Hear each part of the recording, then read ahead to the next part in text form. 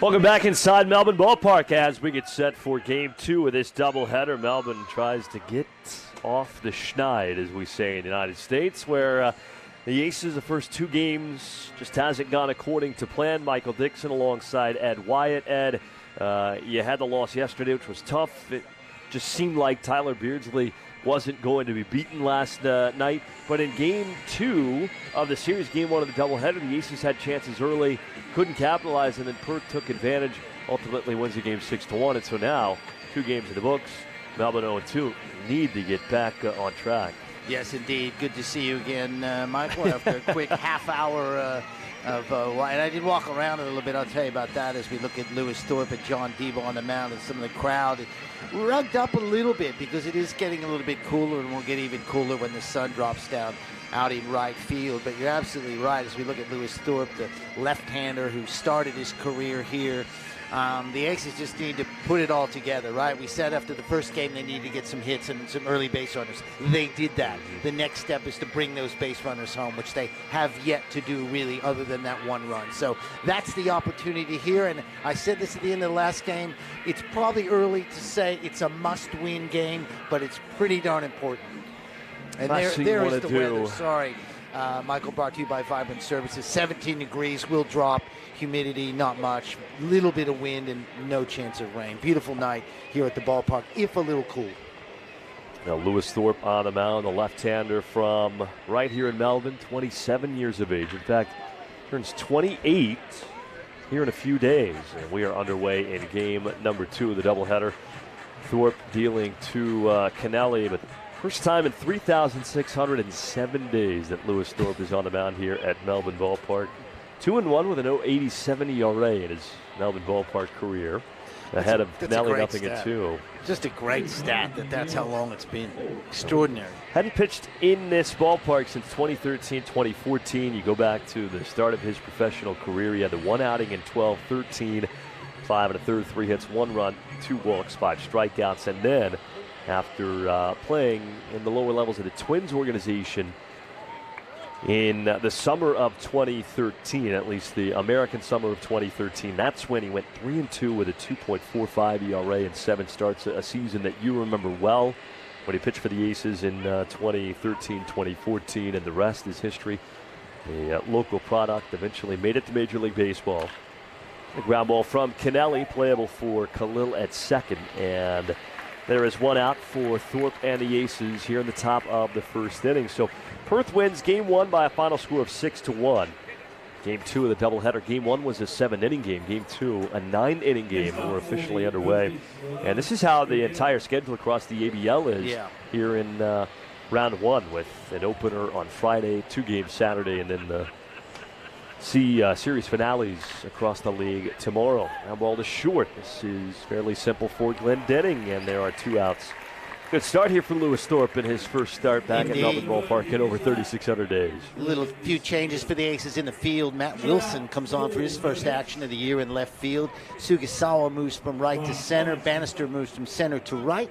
The infield remains the same. Essentially, George at third, Glendenning at short, Khalil at second. Bird replaces Mitchell at first, and Mitchell is behind the plate as the designated hitter tonight is Sho Fukunaga, who is sterling behind the plate in the opener. Lewis Thorpe in his career, 39-30, a 3.96 ERA. This is his 149th career professional outing, his 120th start. And he's out to a good start, 3 up, 3 down in the top of the first. 2 ground ball outs and spikes, flies out. Lewis Thorpe in his return to Melbourne Ballpark, as advertised in the top of the first. We go to the bottom half, and you're watching Game 2 of this doubleheader. It's the Heat and the Aces right here on Aces TV. At the Sporting Globe, we're a little different to other pubs and bars. We have more than just cooks, we have chefs.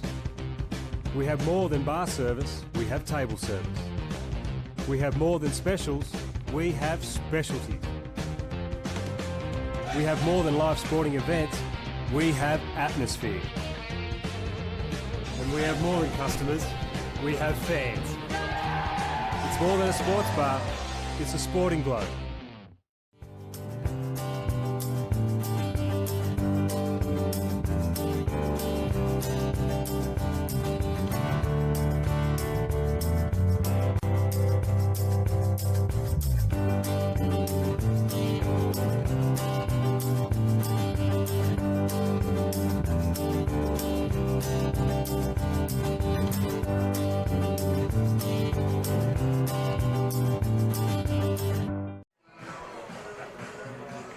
Well, Aces baseball brought to you by Dasher and Fisher, beginning in 2017 with a vision to specialize in gens that speak of place and express Tasmania's remoteness and untouched beauty. Taste the rich, fertile soils and pure cradle mountain snowmelt in every drop of Dasher and Fisher Tasmanian gin.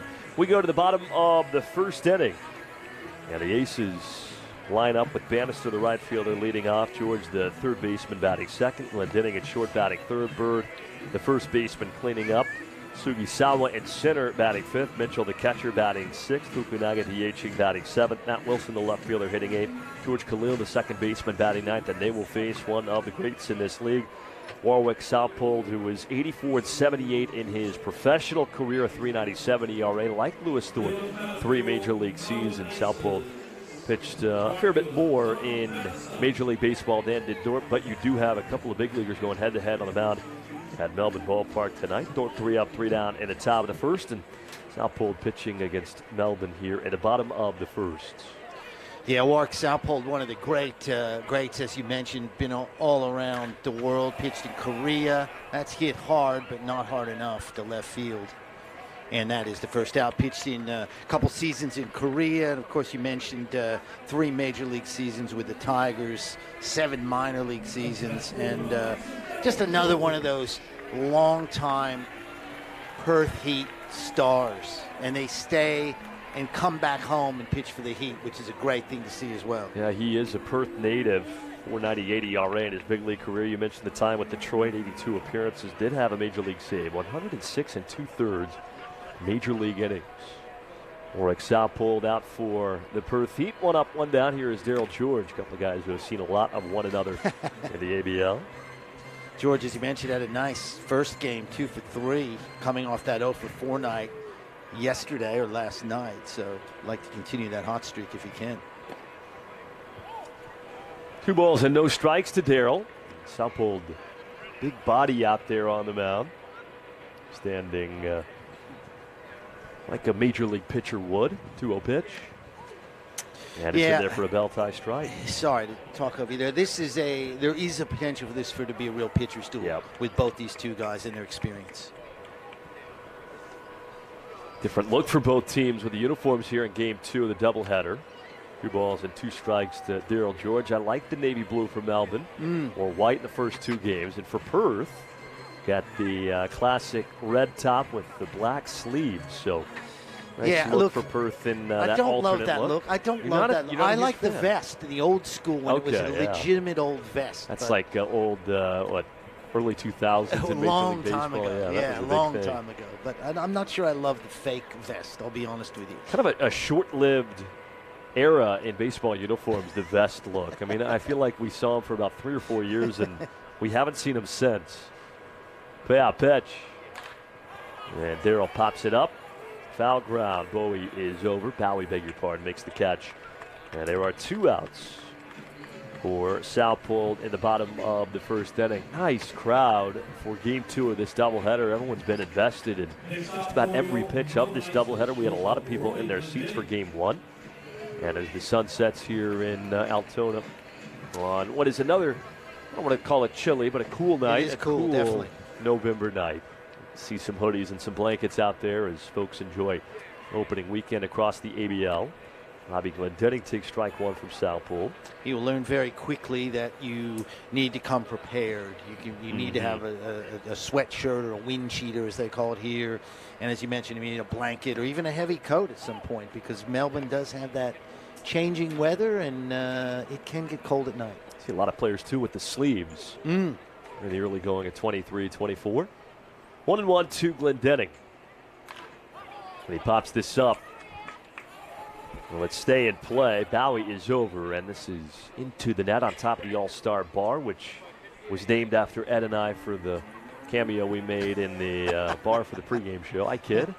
But that's where we shot it tonight. And our host down there, I think her name was Mishi, was not I wouldn't say wasn't happy with us, but she was happy when we left. Yes. She was like, well, I got business. Territory, I got things to do. I run this place. We can't have any You guys shenanigans. are interlopers. Yes. Don't hang around. And she also, I think, took note of the 2 Americans down there kind of taking over her bar. No, she was very kind. She also mentioned that's been her spot for 5 years. 5 years, yeah, exactly. So she knows that place well. 2-2 to Glendenning. And a called third strike, 3 up, 3 down for the ex-big leaguers, Thorpe and Southpole, to start this game 2 of the doubleheader. We go to the second. There is no score from Melbourne Ballpark.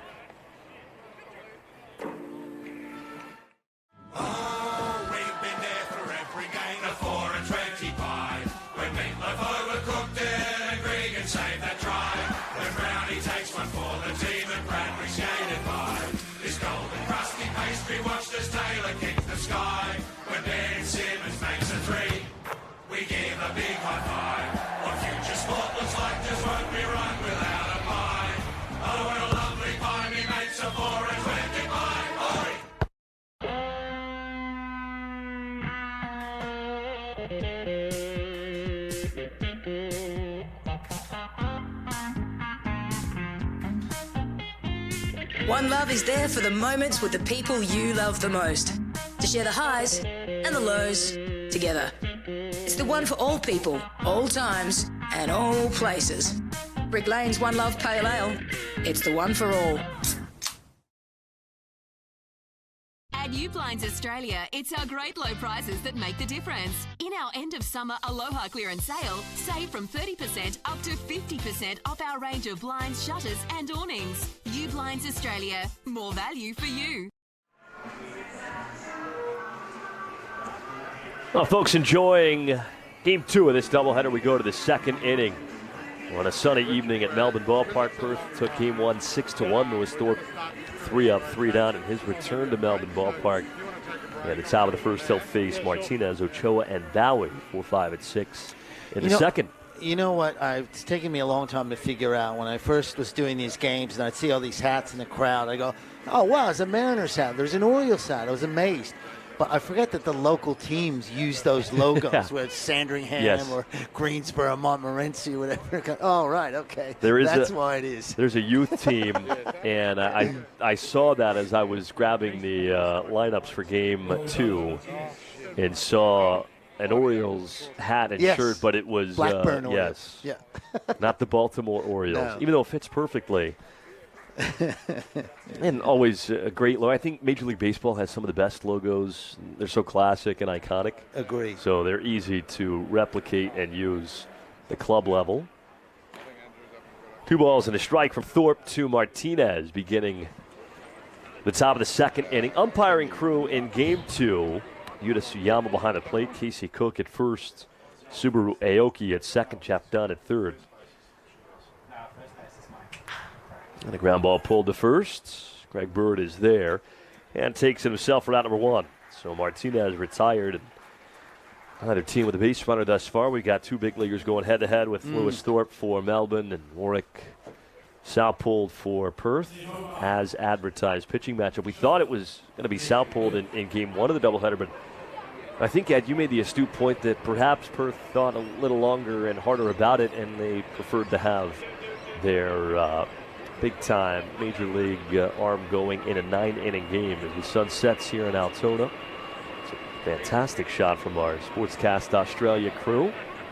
This is a great time of the night to get shots, isn't it? The sun's going down. You got some shadows, some sunshine. Absolutely beautiful night. It's been a beautiful weekend for baseball. It really has been. Well, the weather had me in a pretty bad way last weekend, as you knew, and I was just so fortunate that happened last weekend as opposed to this weekend. Soft flare in and out of Khalil's glove over at second, so that's a base hit, presumably for Ochoa, and the first base runner of the game with 1 out here in the second. Khalil, good effort, but kind of been the story, I think, so far in this series. Just batted ball luck has not been in Melbourne's favor, and so Perth with another soft contact single and base runner here in the second inning. Yeah, you're absolutely right. That was one of those that Perth makes that play. It's a double play. Turn it, get him up. But no, it has gone that way. Good effort by Khalil, just out of his grasp. So 1 on, 1 out here is Bowie. And Bowie takes strike 1. There is no Bojarski in the lineup in game 2. We saw him leave with an injury in game 1. We didn't want to speculate, but hypothesized that there was a pretty good chance we wouldn't see him in game 2. Yeah. Of course, hopefully he's all right, but that was a nasty-looking injury that forced him out of game 1 as Bowie goes the opposite way. A catch made by Wilson.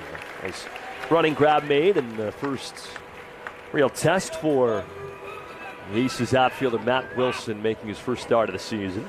And I also thought, too, we might see a shake-up in the lineup in game 2 of this doubleheader, game 3 of the series. But for the most part, with the exception of Wilson out there in left and in the lineup batting 8th, it is pretty much standard. Yep. What we've seen in the first 2 games, Melbourne trying to get uncorked offensively. We didn't really have much time between games, but maybe after the game we'll get some information on Berjarski, because that's got big implications, certainly for tonight and tomorrow, but also for the Perth Heat going forward.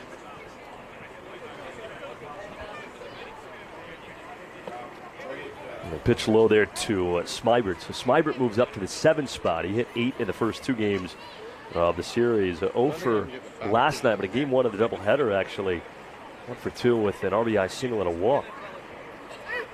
So Smybert also playing a very good defensive third base. Indeed. He's had a nice little series. He lifts this foul the other way. 2-1 from Thorpe to Smybert. Yeah, I've been impressed with him, no doubt about it. Smybert, a Canadian, you mentioned yesterday. We love our Canadian fans. Love the Canadian fans, even though they don't love us. But a lot of nationalities for Perth in the lineup. And Smybert, the Canadian, takes strike 2 from Lewis Thorpe. By the way, in case you're wondering, again, take these numbers with a grain of salt, because Lewis Thorpe last pitched in this ballpark almost 10 years ago. But 8 starts for Thorpe in his ABL career, entering tonight 4 of those against Perth. A tap or foul from Smybert to keep himself alive. So while he hasn't pitched a lot in this league, in the limited sample size in the early part of his career, he has seen the Perth Heat quite a bit. Get a replay of that. Good angle, that camera. Here comes the ball. Just. You see that defensive swing too. You know, 2 strikes against the former big leaguer. Yep. Got to try and protect as best you can. And he fouls this off once again. Still 2-2. Nice work. Well, Ochoa still at first with 2 outs. No score as we play at the top of the 2nd inning. Melbourne and Perth in the first of 10 rounds of the ABL regular season. Melbourne on the road next week. 4 games.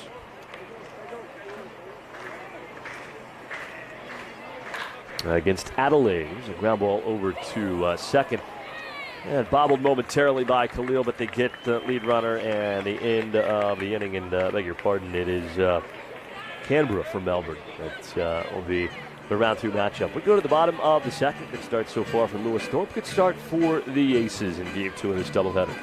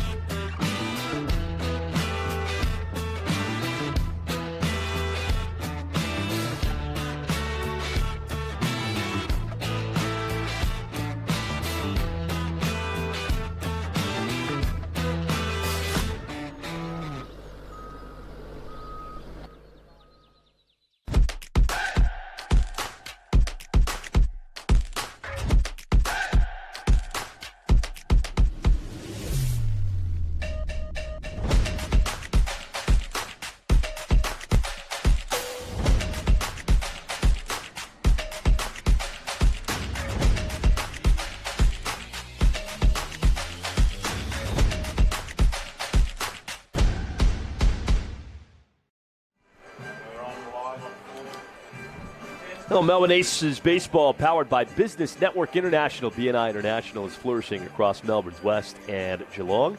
Local businesses, including the Aces, join BNI for professional development, networking opportunities, and to increase business prospects. Find your local BNI chapter to tap a wealth of resources and join a winning team. Warwick Southpole back out for the bottom of the 2nd. The ex-big leaguer 3 up, 3 down in the bottom of the 1st. There is no score yet.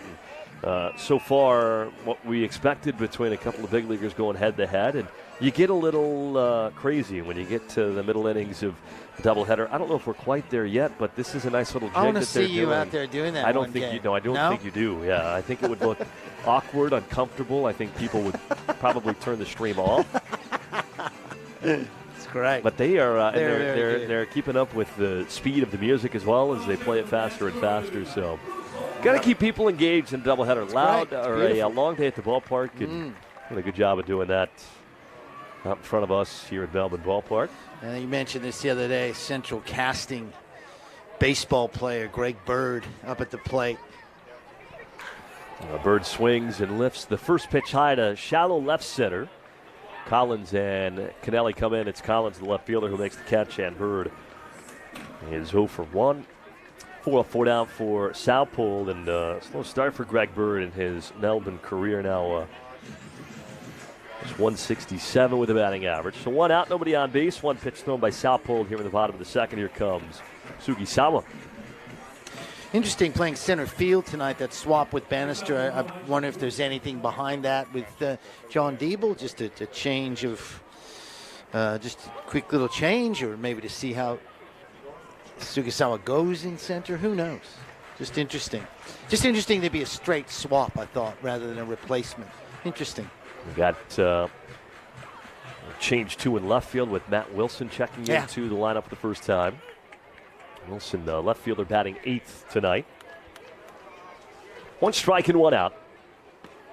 And this is high and outside to Ryo Sugisawa. Unfortunately for Sugisawa, he was at the center of that play that didn't impact the outcome of the game, but did result in a run when he misplayed the ground ball in the right field. And Ochoa came around to score. He had the single, gave him an RBI, but a 3-base error from Sugisawa, and it's kind of a tough start for Melbourne. A few different aspects, base running, defensively with a couple of miscues in game 1 of the doubleheader. 1 ball, 2 strikes to count, and a pitch.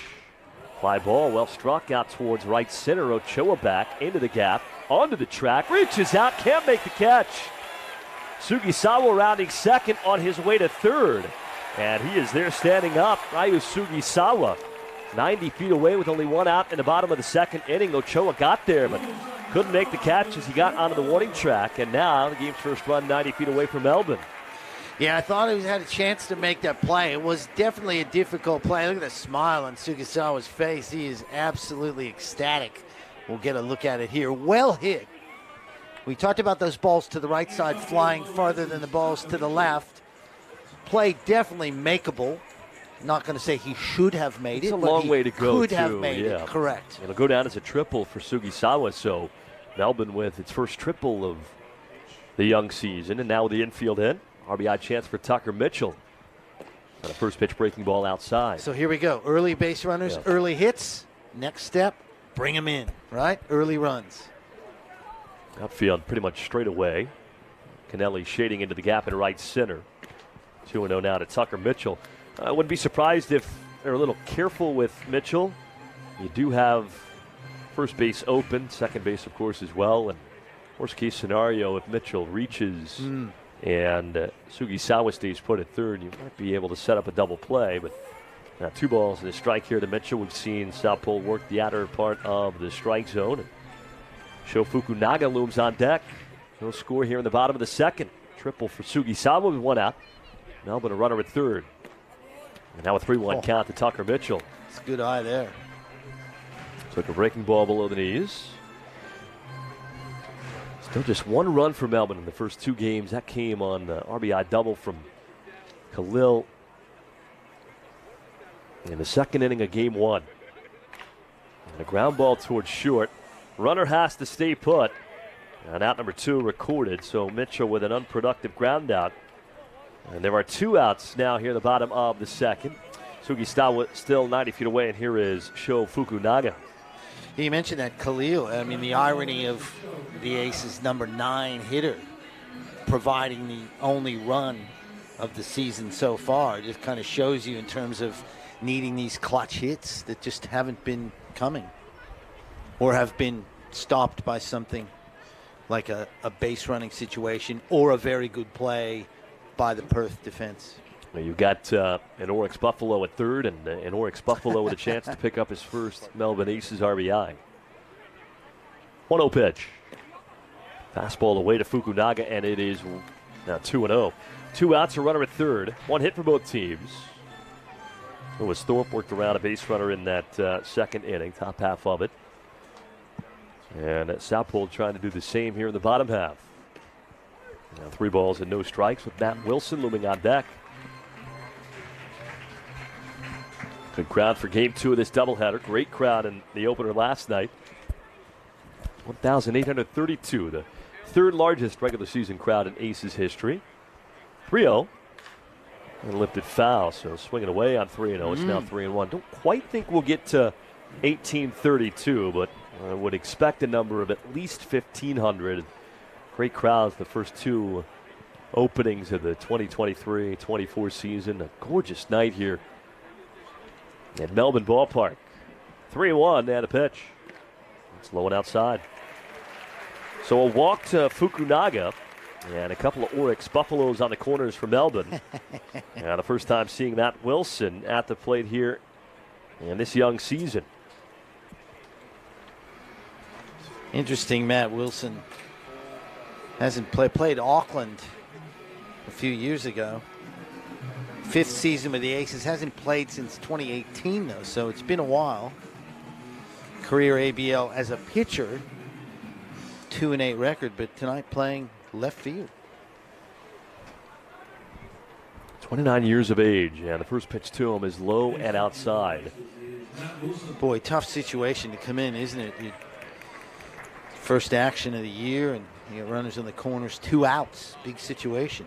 You got the absence, too, of Jared Belbin, which is a little bit concerning. He left the game midway through the first of 2 in this doubleheader, and he is not in a lineup. That's part of the reason why Wilson is out there in left field for game 2. So hopefully everything's all right with Belbin, but get an update on that before the finale of this series tomorrow afternoon at 1 o'clock first pitch time from Melbourne Ballpark. 2-0. And Wilson bites it off 2-1. 2 outs, they're on the corners, no score, bottom 2. It's a good cut from Wilson there. Now Khalil is on deck. He is the only ace with an RBI so far this season. And the RBI double in the second inning of game 1. Melbourne took a 1-0 lead, but lost by a final score of 6-1. 2-1 to Wilson, right on left. And he takes a strike at the belt. 2 balls, 2 strikes. It's a good pitch. Southpole coming back with that in a key situation. What you'd expect from a veteran pitcher as you look at Peter Moylan yelling some instructions. John Diebel looking a bit pensive there, I would say, in the Aces dugout.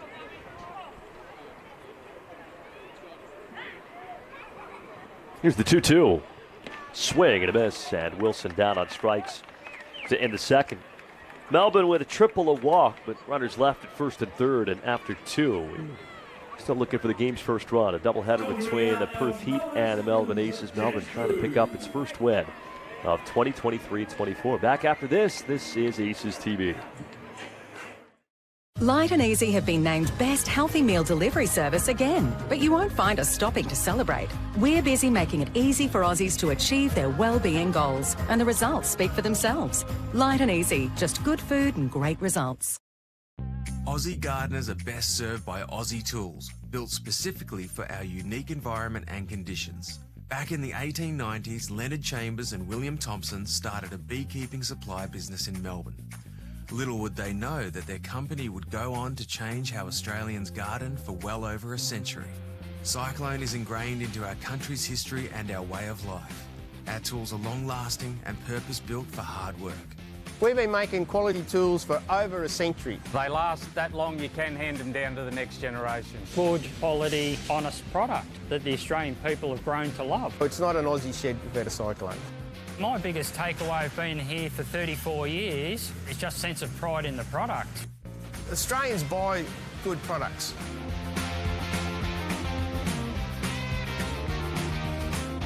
So if they keep on buying, we keep on making, so we're here. Cyclone tools, made for Australians.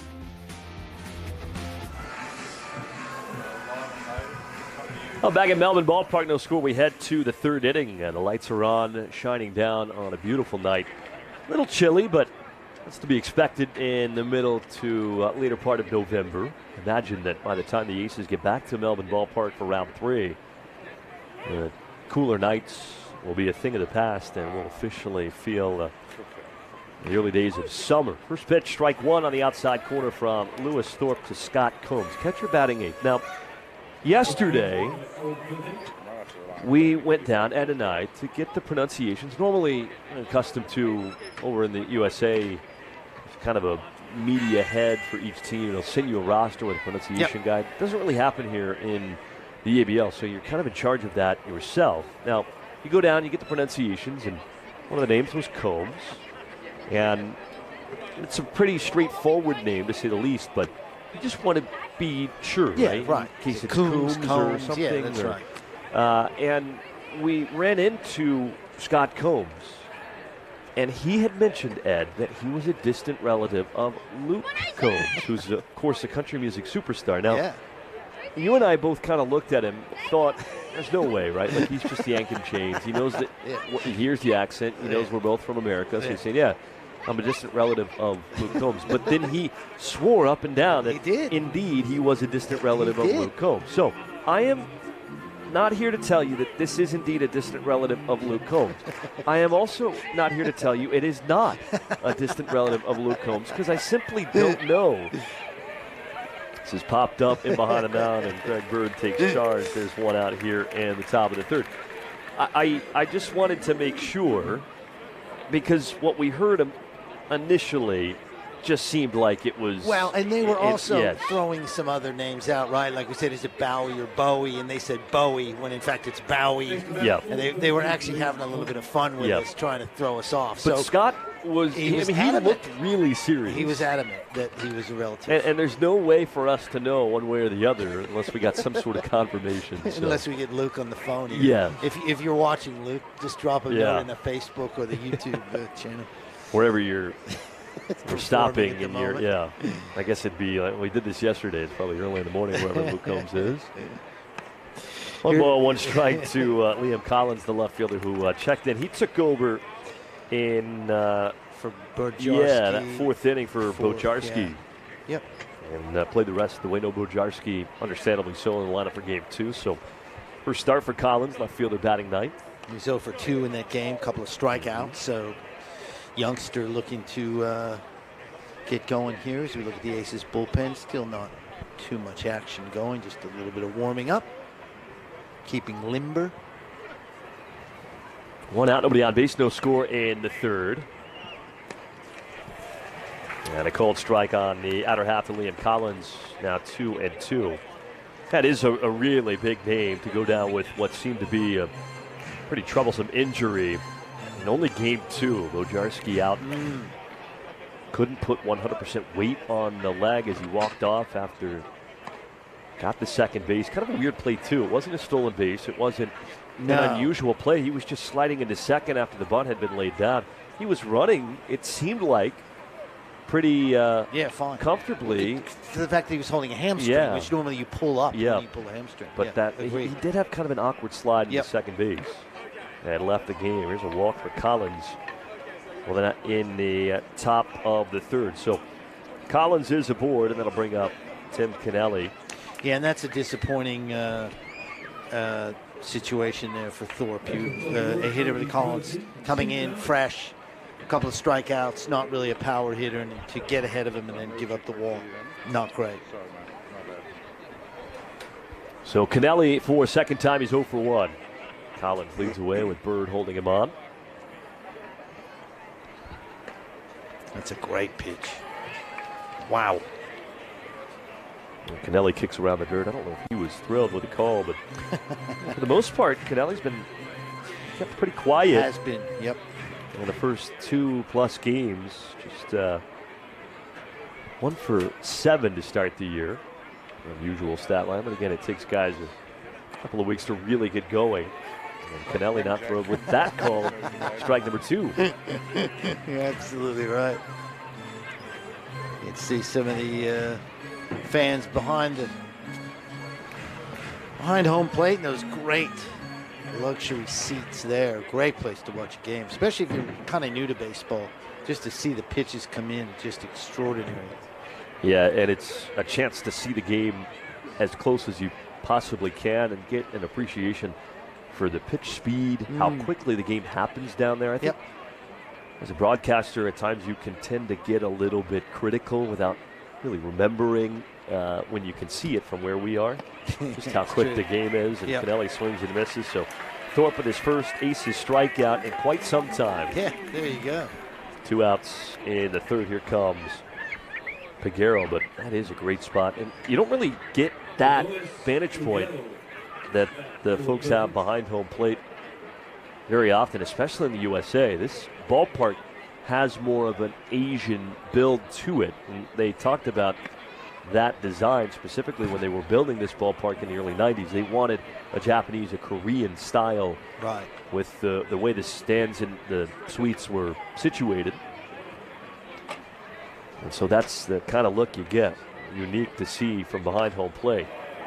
Now 0-2, Peguero. Now, that being said, you're seeing a few more ballparks in the USA adopt a similar Well, I design. guess that's a challenge, isn't it, for baseball, which is sort of the oldest demographic of the American Big Four sports, if you will, North American, I should say. So there is a challenge of making that sort of entertaining for others going forward. The soft pop-up, foul ground. Bird is over, slides down, and he made the catch. What a grab from Greg Bird. Almost slid into the dugout to make that play. And the ex-big leaguer flashing the leather here to end the top of the third. That is an outstanding grab from Greg Bird. We couldn't see it from our vantage point. But one more look, and yes, indeed. Sliding to a knee. Grabs a little Powerade after he makes the grab. That is a fantastic play, perhaps the best we've seen defensively from the Aces this year. We go to the bottom of the third without a score. This is Aces Baseball on Aces TV. When enjoying a punt, easy does it with Punt 123. Punt123.bet is your home for all your punting needs with same race multis and same game multi options, including daily promotions on all the major sporting and racing events. It's punting made easy. Get in the game with Punt 123. Visit punt123.bet or download the app today. Gamble responsibly. If gambling becomes an issue for you, call 1-800-858-858. At the Sporting Globe, we're a little different to other pubs and bars. We have more than just cooks, we have chefs.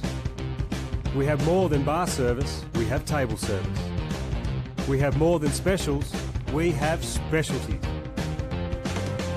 We have more than live sporting events, we have atmosphere. And we have more than customers, we have fans. It's more than a sports bar, it's a Sporting Globe. At Ublinds Australia, it's our great low prices that make the difference. In our end of summer Aloha clearance sale, save from 30% up to 50% off our range of blinds, shutters and awnings. Ublinds Australia, more value for you. We go to the bottom of the third. People starting to bundle up a little more as the sun sets at Melbourne Ballpark. Game number 2 of this doubleheader, and no score yet between the Aces here in Game 1. The Heat. And we were talking about the absence of Bojarski and the play. We're trying to describe it. There's a look at it, and just an awkward slide. He comes up holding the back of his right leg. He left the game. Couldn't put 100% weight as he left the game walking into the third base dugout. And we don't see him in the lineup here in Game 2. Of course, hopefully everything's all right. Such an important piece for the Perth Heat. And that injury suffered at Game 2 of the regular season. But that is the play we were talking about. And again, don't really know exactly what happened, but hopefully for Perth's sake and for Bojarski's sake, he can get back as soon as possible. As Khalil leads off here in the bottom of the third, Warwick southpole back out. And a foul tip from Khalil, 1 ball, 1 strike. Interesting second inning from southpole. He gave up the triple, but probably as a pitcher hoping that your outfielder makes that catch on the warning track in right center. And that was with 1 out, and Fukunaga walked. They were on the corners, and Matt Wilson, a pitcher by trade, struck out to end the inning. So Southpole got around some trouble in that second frame. back out for the third. We've seen some veteran pitching things. Thorpe gives up the walk to Collins, then immediately strikes out Kennelly, a far more dangerous hitter. So just that veteran presence from both these guys. Well, good work done by Lewis, I thought, in that third inning. With the walk at the bottom of the order, that was a problem in Game 1. And he does not let it come back to get him. The third inning here in Game 2. Foul back from Khalil. 2 balls, 2 strikes. Well, Khalil, second season in Melbourne. And he's got the only Melbourne RBI so far in 23-24. Had the RBI double in the bottom of the second inning of Game 1. Super nice kid. I spoke to him a couple years ago, I think when he was just sort of starting out here. Talked a little bit about SEC football, obviously, and the cultural thing when you go from Australia to a place like South Carolina. Ground ball to third. They'll tie hop for Smybert, and they'll throw to first in time to get Khalil one out. Well, we have an intern here, Stella Berry, who's from Melbourne, but her and I met actually in Lincoln, Nebraska, when I was working with the Lincoln Salt Dogs this past American summer. And that's pretty much why I'm here. Her parents were very gracious in getting me a couple of connections, and so she's working for the team as well this summer, and her and I are very good friends. She talked a lot about that, going from Melbourne to Nebraska, where football is obviously a big deal, and going to a Nebraska game day and how much fun she had. But the amount of energy and the impact that collegiate athletics has, especially when it comes to college football. You know, they say in the United States, the biggest sport is the NFL, the second biggest sport is college football. Absolutely. And the TV ratings reflect that as well. And Australians are getting on board more and more with it, of course, because of Pro Kick Australia that sends all the punters over there. Crazy. Nathan Chapman and John Smith are 2 guys who've done that, pioneered it, taking Australian kids, getting them scholarships to U.S. universities. There's more like 80 kids over there now in all levels of American football. Just extraordinary. So we see it in baseball, of course, as well. Kids going over there and playing in the American system. That looked like Zion Bannister. Yeah. Grabbed a hammy, didn't he? Oh, if he might have gotten a piece, too, of the leg with that swing, or maybe I don't know. It was an awkward play, but he's all right. Continuing on. 1 ball, 1 strike. And now make it 2-1 to him. 1 out with nobody on base, no score in the bottom of the third. Bannister grew up in the Bahamas, actually played high school baseball in Maryland, and then went back to the Bahamas, signed with the Rangers. He's been with the Rangers since 2019. That's when he signed. 2 balls, 2 strikes, 2 Good up. athletes coming out of the Bahamas, of course, sprinters. Clay Thompson's father, Michael Thompson, from the Bahamas. So there definitely have been some good athletes coming out of that very small country. And of course, Clay Thompson with a brother in Major League Baseball, Trace Thompson. Yeah, that's right. Connection there. It was a dangerous shot there of someone's iPhone typing a message. Blur that one out. Swing and a miss from Bannister, and there are 2 outs in the bottom of the third. Hopefully there wasn't anything promiscuous being sent there. That's right. I think he was saying, hey, listen to Michael and Ed on the... It was either that or, hey, I'm at Melbourne Ballpark, and you got to come out and enjoy a game at some point this summer. That's probably more like it. And we should say that, too. I got a couple of things on social media. People saying, I'm at the game, love to say hi or whatever. Come up to the booth, give us a wave. The door is literally wide open. We don't want him to come in and take over, but, come up and say hi. Swing and a miss from Daryl George. 0-1 here with 2 outs at the bottom of the third. Southport looking for a 1-2-3 30. 1-2-3 also in the first. No score here in the bottom of the third. As advertised, the pitchers duel and early going with big leaguers in Thorpe and Southport. 0-2 from Southport to Daryl George. Both teams with a hit. Neither team with an error. Neither team with a run. Game 4 this series and the finale of round 1 tomorrow afternoon. Sunday baseball from Altona. And the 0-2 pitch. A little bit low with the check swing. It's a 1 ball, 2 strike count. Got the acknowledgement from Combs. And, do exactly what he was asking for. See, there you go. There's your Melbourne puffer jacket right there. A heavier jacket. Yeah, you'll see a bit of that. Cue ball, first base side, a foul ball. And necessary, too. It's not cold, but it is pretty chilly. And I would venture to guess, I got here about 3.5 weeks ago, 85% of the days you would consider to be cool. Yeah. And I grew up watching the Australian Open into the wee hours of the morning. So that's January. Yeah. That's a different ballgame. And that's what I came here. I just assumed that was Melbourne, right? Yeah. 365 days out of the year, it's 95 degrees and sunny, or whatever that is Celsius, 35 sunny. That's quite a bit like San Francisco in the spring. High chop and a short. Simple play for Spikes. 3 up, 3 down for Southpole in the third. We go to the fourth. No score from Melbourne Ballpark.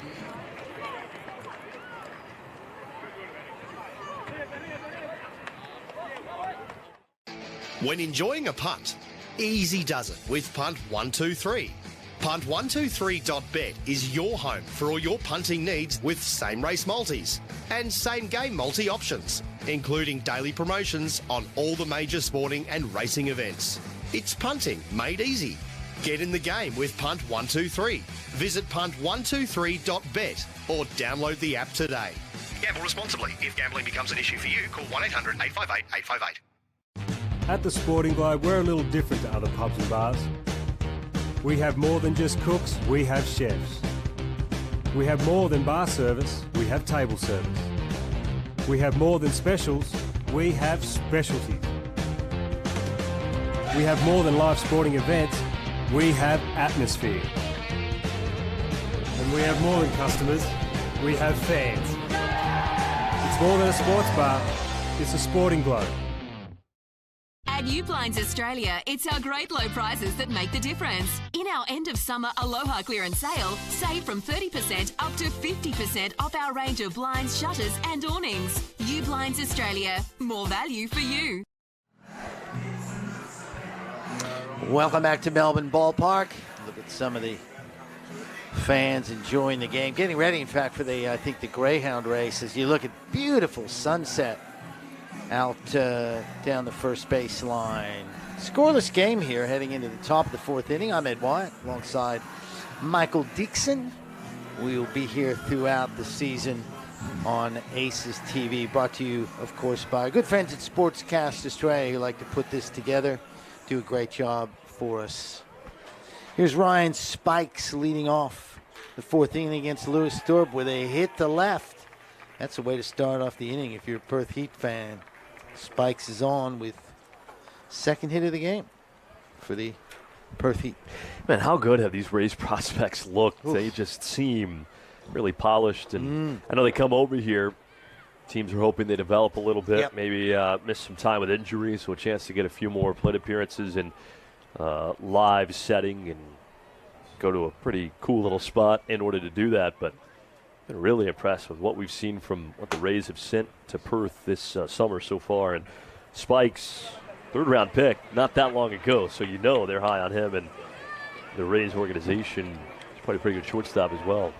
Here's another one. Rodelis Martinez, designated hitter tonight after being behind the plate for the first two games. Runner going, got a decent jump, tags there. Got him. And the caught stealing trend continues. It's unbelievable. I have to check when the game's over and the final stats published to get the actual number for you, but Mitchell had one last night. Fukunaga had at least three, depending on how they scored it in game one of the doubleheader, and there's another one for Mitchell. That's at least 5. Yeah. That's a remarkable number through. It's insane. Basically 2 games and now 3 innings. It's outstanding work. And that was a 7-inning game, number 1. That's true, too. 9-inning game 1. It's that would be, if you're writing storylines and themes and things that you saw, that's definitely one of them. The inefficiency of the stolen base. The 2-1 pitch to Martinez, fouled back, and that's going to drop down. Someone's getting a souvenir. How easy is that? You hear oftentimes, at what point do you stop pitching to a certain player? At what point do you stop running on? I asked that in the last game. It's still going. And Mitchell. Jeepers. Outstanding start to their summer defensively. Yeah, I guess a nice pitch there, called third strike, and Martinez goes, I was going to say, I guess they always say that the catchers are ahead of the base runners. Has anybody ever said that before? I don't know. Look at that pitch from Thorpe. Fantastic, yeah. Painted over the outside corner. Points at Thorpe. He knew it was a good pitch. Watch him. He's like, yep. He's a showman, no doubt about it. Got to be fun for a guy like that. Still pretty new in his career to go head-to-head with a guy who pitched in the big leagues. For sure. Here's Ochoa now. Singled his first time up in the second inning. And meeting of the minds with Mitchell and Thorpe. Try to get on the same page. I'm assuming that perhaps mix up the signs there. A little bit of smile from Lewis. And I do love that about the ABL, that these veterans can come back and still be productive. They're not coming back and, just goofing around. They're actually contributing and being a key part of the team. Great off-speed pitch, 1-1. It's that combination, as we said, of young Aussies coming up, guys from the States, older Aussies coming back, and then the sort of travelers, the guys that love to play baseball, will play anywhere. Good pitch again from Thorpe, 1-2. And we had some guys in Lincoln Independent League, so they have a little bit more leeway, but I had mentioned that there was a chance I was going to come here to broadcast, and I've had a few guys reach out and say, hey, if they need someone, let me know. I'll be on a plane. I can imagine, yeah. All right. That one's low and in the dirt. 2 balls, 2 strikes. Really interesting. 2 outs. Sorry about that. That's with right. Thorpe and the trajectory of an Australian baseball player who is as good as Lewis Thorpe has been and obviously made it to the big leagues, and how their path changes. Got him. 2 strikeouts in a row. We'll talk more about that in the bottom of the fourth. Yeah, we'll pick that up as the Aces move to the bottom of the fourth. We are still scoreless, and you watch Thorpe again with a great off-speed pitch. Gets him looking. Back after this.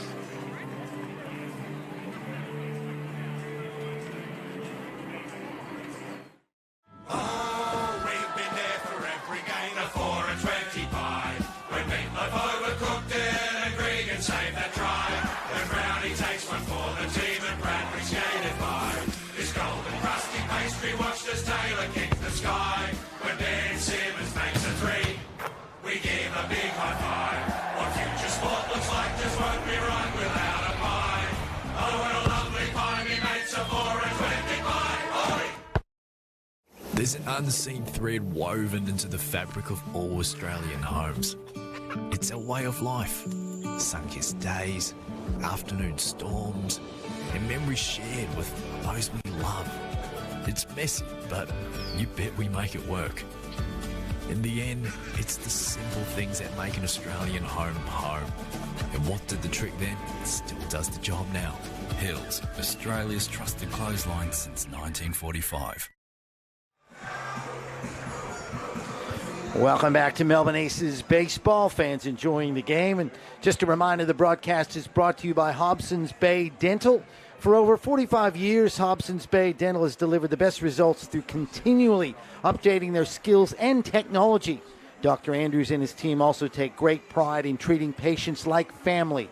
Melbourne Aces players trust their teeth to Hobson's Bay Dental, and you should too. Ed Wyatt, Michael Dixon with you here from Melbourne Ballpark. We have a good pitcher's duel going here as we move to the bottom of the fourth inning. 2 hits for Perth, 1 hit for the Aces, and you get a nice wide look at the field there. Beautiful night for baseball. So Robbie Glendinning will step in against Warwick Southpole. Glendinning caught looking at a 3rd strike in the first inning. Good off-speed pitch there. Strike 1 from Warwick Southpole. So I guess you can go ahead and parlay this conversation into Warwick Southpole as well, because he's had a long career, long Australian career, and a long career in Major League Baseball.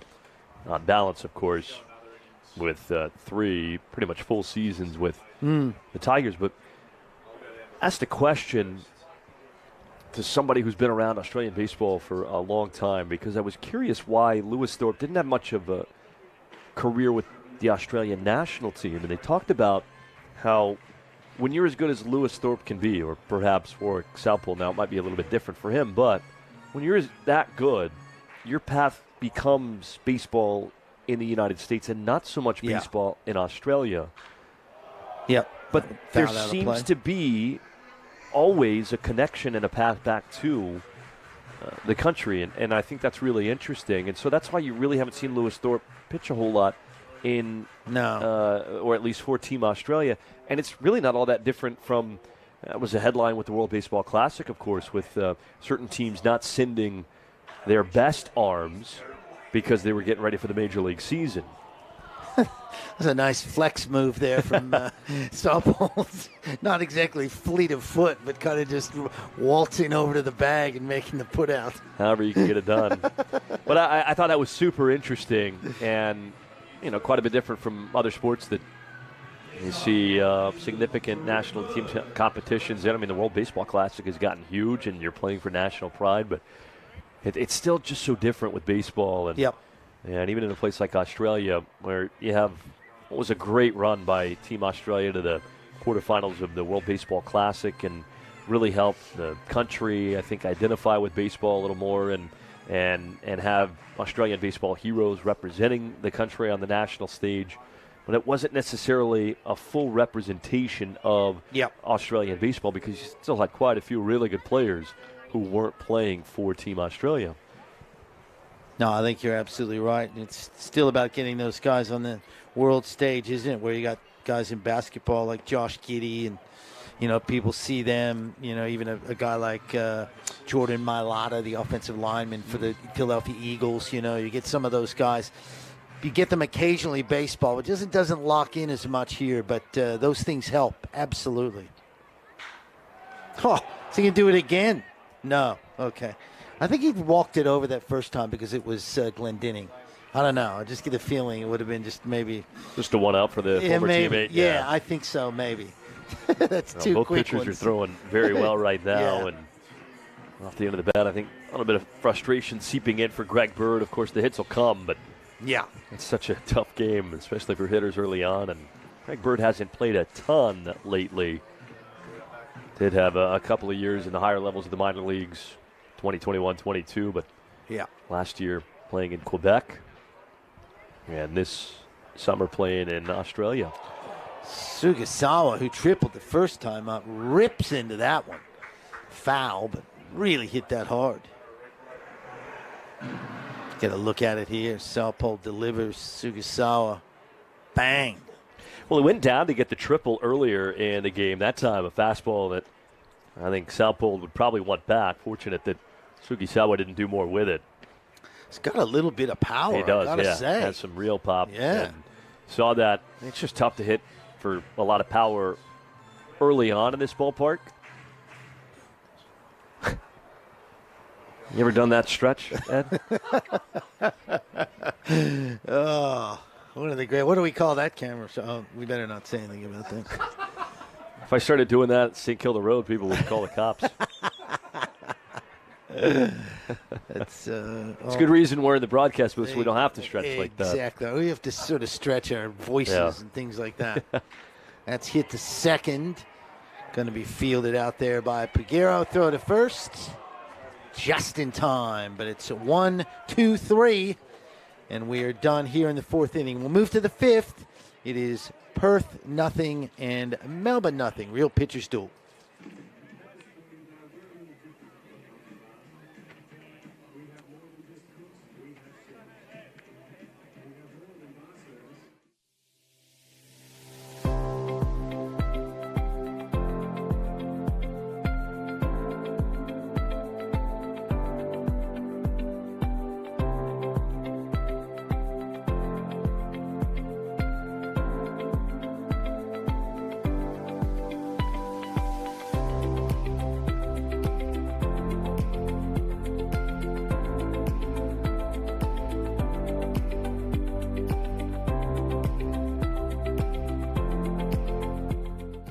All-Star Access Hire are your access equipment specialists.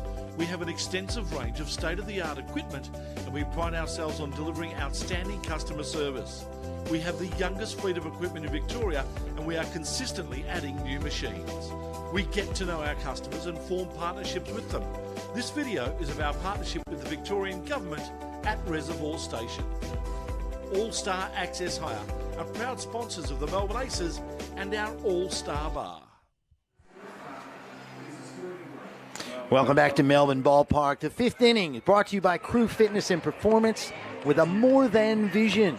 What drives the Crew team and its members is a dedication to community and an eagerness to be surrounded by a personal growth culture.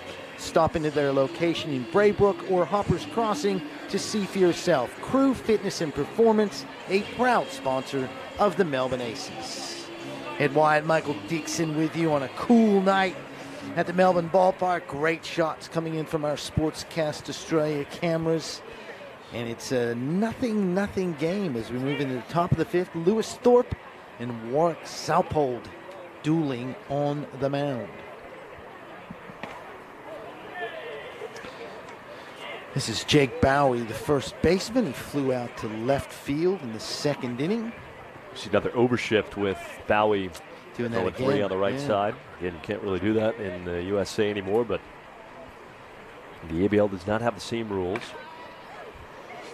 That breaking ball, big sort of breaker, is really working well for Thorpe. I know John Diebel talked about right now in terms of personnel being a little light with the starting rotation because they have so many relievers by trade on the roster. Nice play by Khalil. Bowie's gone. And part of that is not really knowing who Oryx and who the Texas Rangers are going to end up sending. So you're kind of at the mercy there and hoping that things work out. But they're comfortable with who they have. It's just a matter of making it all work. But that being said, the 3 guys right now in the starting rotation, we don't yet know who's throwing for Melbourne. Tomorrow it's going to be a bullpen day. But you go Scott Harkin and then Steve Kent and Lewis Thorpe. There's a lot of experience. Yeah, absolutely. And that's 3 of the 4 rotation spots that you have to worry about. That's hit sharply down the right field line. That's a fair ball. Smybert's going to dig for 2. He'll definitely get 2. Turns, thinks about third, caught off the bag, but no, the throw goes to third. Would have been out. Smart from Smybert there to turn around, but got himself a double. Continues his good day. Ground ball tucked down the first base line. No chance for Greg Bird. Sharply hit. And you mentioned Smybert having a big day. He is indeed. And a pitch for Lewis Thorpe. And he left up in the zone just a little bit. That breaking ball has been good tonight. That one hung up just a little bit more than he was hoping for. And Smybert elevated to the 7th spot in the lineup with the absence of Bojarski hurt in game 1 of the doubleheader. And he's making the most of his opportunities here in Perth. Had a tough night in the opener last night, but had a big doubleheader. Scott Coombs now steps in, the catcher. Popped out his first time up. Let me ask you a question. If I walked into the Melbourne CBD right now and I just asked random people passing by if they know who Luke Combs is, would they know who Luke Combs is? Gonna watch this. I will answer that in a second as Glendenning makes the second out of the inning. It depends where you are. In a certain demographic, absolutely. He's huge. He's sold massive. out shows. Massive. Your average Melbourne CBD hipster, maybe not. So demographically, depending maybe if you're in Brunswick, for example, might not know him. If you're in another suburb, absolutely. Might have posters on the wall. He's big, no doubt about it. That's good to know. I've heard that country music is getting bigger and bigger in Australia, but it's not mainstream, hasn't really been, but certainly is becoming. See Smybert advanced to third on the ball. They got away from Mitchell. Got carried away there talking about country music. I'm sorry. Apologies. I'm interrupting the professional in the middle of his craft. Just asking self-indulgent questions about country music. It's about cultural, exchanges, learning. This is Liam Collins, by the way. Got a walk last time. A couple of strikeouts in the first game as he replaced Bojarski, as we mentioned. Swing and a miss. 2 quick strikes. 2 outs, still no score. Perth does have a man on third.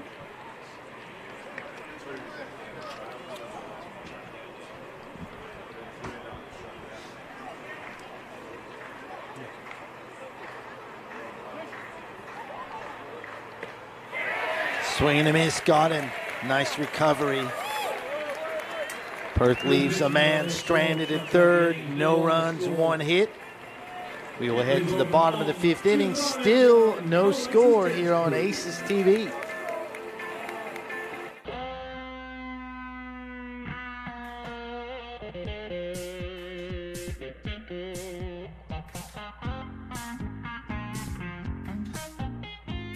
One Love is there for the moments with the people you love the most. To share the highs and the lows together. It's the one for all people, all times, and all places. Brick Lane's One Love Pale Ale. It's the one for all.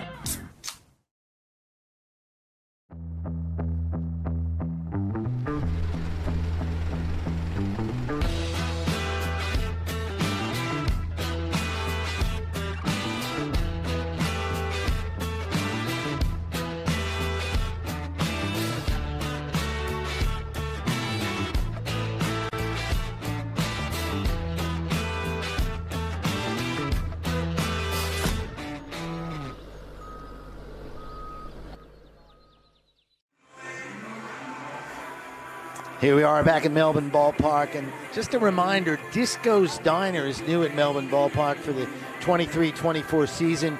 Enjoy first-time menu items like the classic ballpark nachos. They are really good. And Michael Dixon's favorite, the delicious nacho dog. Start getting it named after him, the Dixon Delicious Nacho Dog. Disco's Diner, just one of many reasons to come out to the ballpark this summer. For more info, of course, head to melbourneaces.com.au.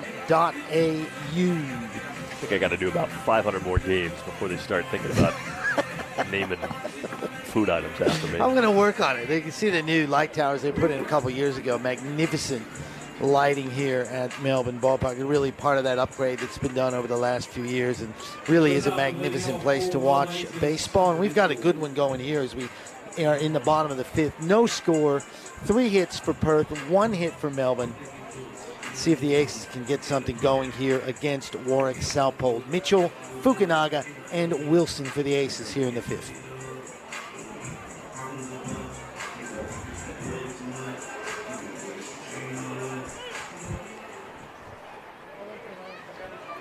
Mitchell grounded out to short his first time up.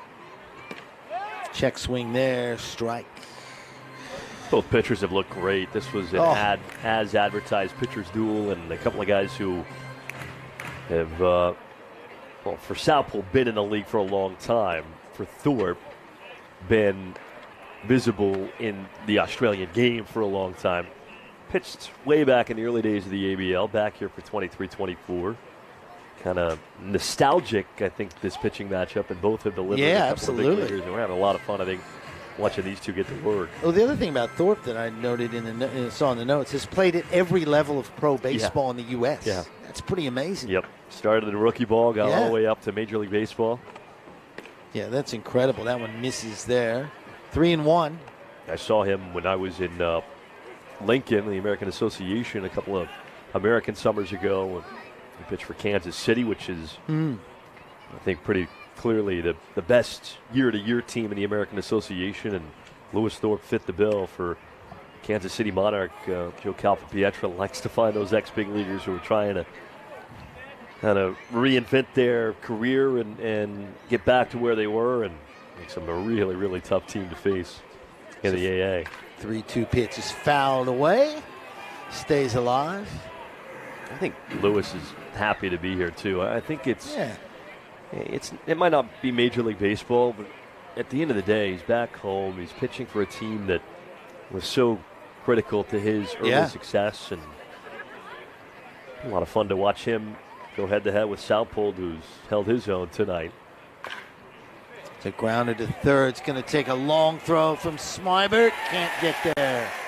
Base hit, Tucker Mitchell.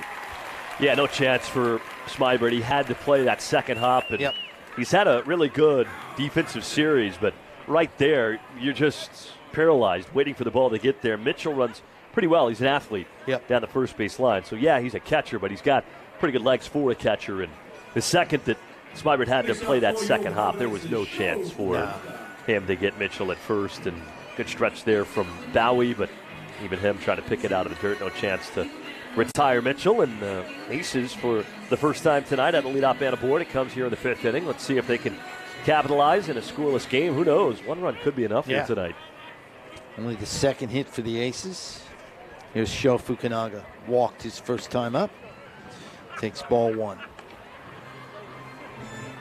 South Pole, too, I think if you're a Perth Heat fan, I know we have a lot of those watching because got a loyal fan base, but hoping for a better year from him. Last couple of years for him in the ABL have not been very good. That's lined into right field. Base hit. Ace has got a couple of men on board. Maybe something going here in the bottom of the 5th. It'll be interesting to see now what the Aces do. Matt Wilson, a pitcher by trade, playing left field, batting 8th tonight. He got 2 on, nobody out, in a tight game with Lewis Thorpe throwing well. My hunch would be perhaps a bunt. Again, this is the 3rd game I've watched John Diebel manage, so I'm still learning John Diebel as best I possibly can. But we've got a conversation now for Perth on the mound. And talk shop with 2 on, nobody out. This is a really good chance for Melbourne to strike first and take a lead midway through. Can I make a suggestion? Yes. No double steal. I think that the fans watching home would agree, yeah. Ed Wyatt, not a fan of the double steal. Well, if it doesn't work, Just having a look at the Perth bullpen, somebody up. It's hard to say because they wear the warm-ups rather than their jerseys, but somebody up and stretching, I don't think he's throwing yet. So I think Southpole is maybe just a little bit of a delay there to kind of just settle him down a little bit. Another reason why I don't really hate the bunt. You got a couple, I know we just talked about Mitchell running well, but if you were thinking about perhaps a double steal or something of that nature, you don't have the 2 guys on base that are the fastest on the roster. Yep. And he is thinking bunt. Doesn't get it. Strike 1. Got a big. So you were right with your thinking. Yeah, the big question now is how comfortable is Matt Wilson laying down a bunt, because he's not necessarily a position guy by trade. And bunting looks easy to the average viewer, but it is anything but. In fact, bunting is becoming, I think, more of a lost art because you see less and less of it, so guys don't do it as often. It's a shame we don't have one of the Oryx players up there now, right? Because bunting's so integral to the Japanese game. You know, they tend to be a lot more. They have a bunt. They have a bunting derby. Yeah, it's awesome. Exactly. It's the greatest thing ever.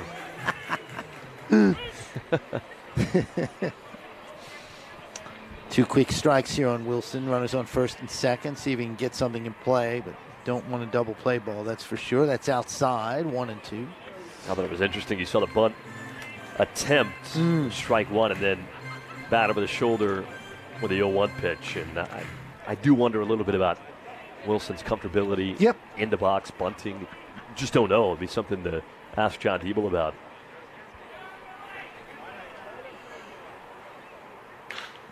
Get something on it. It could be a DP1. No, I think he's safe at first. So 1 out at 2nd.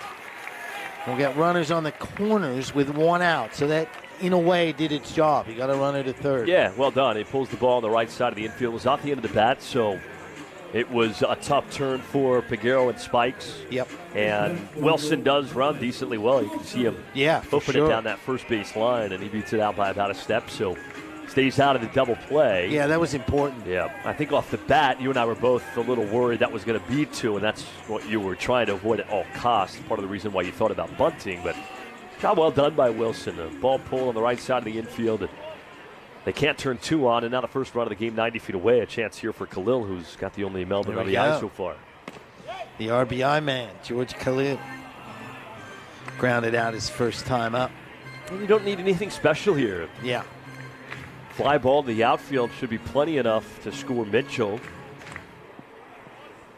So runners in the corners, 1 out, no score, bottom of 5.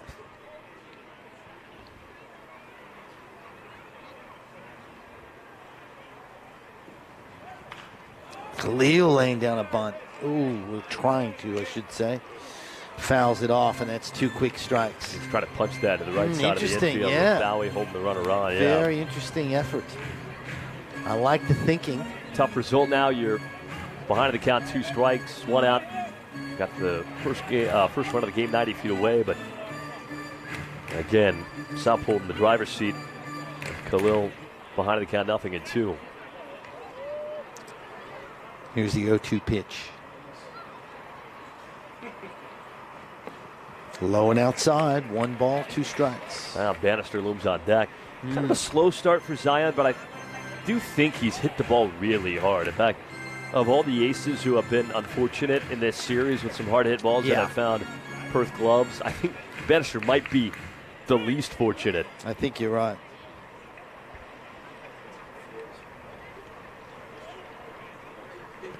That's in the dirt. Blocked well there. Yeah, very well done by Combs. That can go anywhere, especially game 2 of a doubleheader where that dirt is a little less kept than it would normally be in the 5th inning of a traditional game. Yeah, that's just picture perfect, isn't it? Just kind of got down and got in front of it. Of course, they do what they can to try and get the field ready as best they can, but it's a long day for everybody, including the grounds crew, and it's a long day for the field as well. Indeed. A lot of baseball. 2-2 pitch here. Sample to Khalil. Now checks over at first.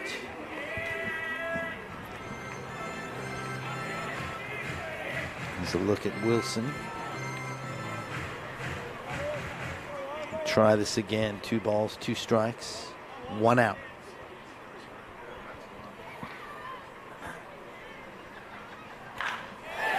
Khalil lines it to third, and then throw to first gets away from Bowie, and that's going to score a run. And how about that? Something goes the Aces' way, a line drive to Smybert. He tried to double up Wilson at first, but it got away from Jake Bowie, and that allows the Aces to take a 1-0 lead. Yeah, you go from, oh my goodness, it happened again, a rocket caught by the third baseman, to the run scoring. I think it's an ill-advised throw from Smybert. I can see exactly, obviously, what he's trying to do, but that's such an unusual throw for a third baseman to try and double up the runner. And really, Matt Wilson wasn't too far off the bag, no further than any other base runner would have been. So it's an ill-advised throw. Bowie was scrambling just to try and keep it in front. He can't. So the Aces, I think, deserve a run right there. I know it's an error that scores the game's first run, but you had a rocket from Khalil and another hard-hit ball that finds a Perth glove. Still, though, the Aces take advantage of the errant throw and have a 1-0 lead in the 5th. Here is Bannister that we spoke of earlier. Fly out and a strikeout tonight. It just never really felt, once I think you and I both looked over towards first base, that they were going to double up Wilson. And that's why I think the throw is probably best just held in the pocket of Smybert. That's grounded foul. Got a note here from our friend Rob Novotny. Said Wilson was drafted as an outfielder and a pitcher, so he has played both. So he's not purely a pitcher, so he definitely does have some batting ability. And he also said, as a side note, rooted Manny Machado in the minor leagues. How about that? How about that stat? Thank you, Rob. Got Rob doing some research for us. I like it. But that does explain potentially that Wilson has had some experience there as well.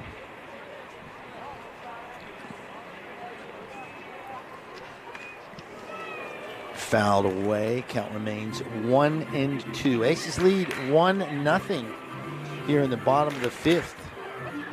Throwing error bringing in Tucker Mitchell. Yeah, Wilson only had, before tonight, 57 career professional plate appearances and 2 professional hits. Yeah, so, drafted potentially as a non-pitcher, but certainly spent most of his time pitching.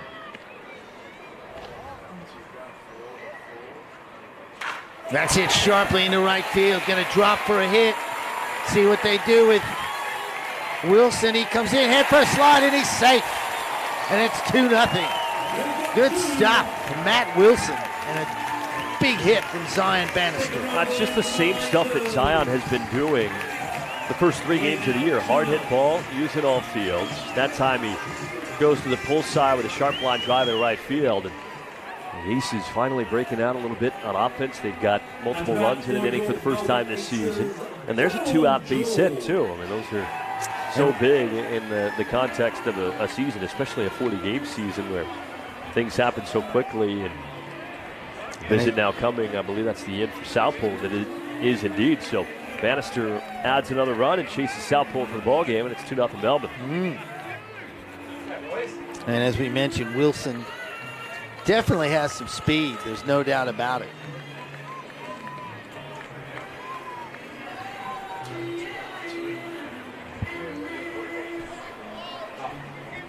Now, a new pitcher coming in for Perth, and we have, for the first time this year, a mid-inning punt 1-2-3 pitching change. So we'll step aside, and we got more information on the pitcher taking over for Southpole. But Melbourne with a 2-0 lead, 2 outs here at the bottom of the 5th.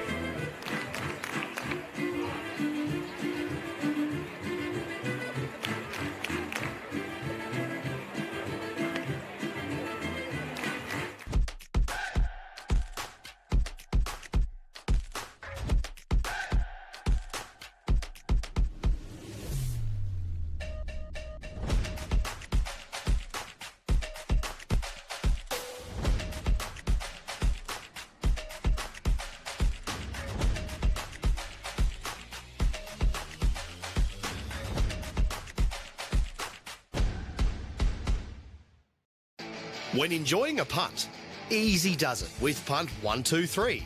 Punt123.bet is your home for all your punting needs with same race multis and same game multi options, including daily promotions on all the major sporting and racing events. It's punting made easy. Get in the game with Punt 123. Visit punt123.bet or download the app today. Gamble responsibly. If gambling becomes... Welcome back to Melbourne Ballpark. Indeed, we have a pitching change. Jai Hewitt, young Western Australian, son of a former Perth Heat player, is coming on, making his pro baseball debut. As best we can tell. There's not a whole lot out there on him, but I can't find any registered stats for Jai Hewitt. So a 17-year-old, a young right-hander. Thrown into the fire here. But I guess there's no good time to do it, is it? He's got two outs to work with, which is good. Well, and if you're Perth, too, you've already won the first 2 games of the series, so you feel good with what you've done so far. And still plenty of baseball left here tonight, but a chance to get Hewitt a look. And at the same time, too, the rosters are the way that they are. We'll see this from time to time this season, and I think that's one of the things that makes this league quite unique. I mean, this is a 17-year-old pitcher on the mound. Here we go. He's got to face Darryl George, which is equally daunting, to be honest. Feels like the Aces are still waiting for that first big swing of the year, right? That moment. Yeah. Well, this is the guy that can deliver. Yeah. There's no doubt about that. Hewitt throws back to first, checking on Bannister, who is that speedster we were talking about earlier.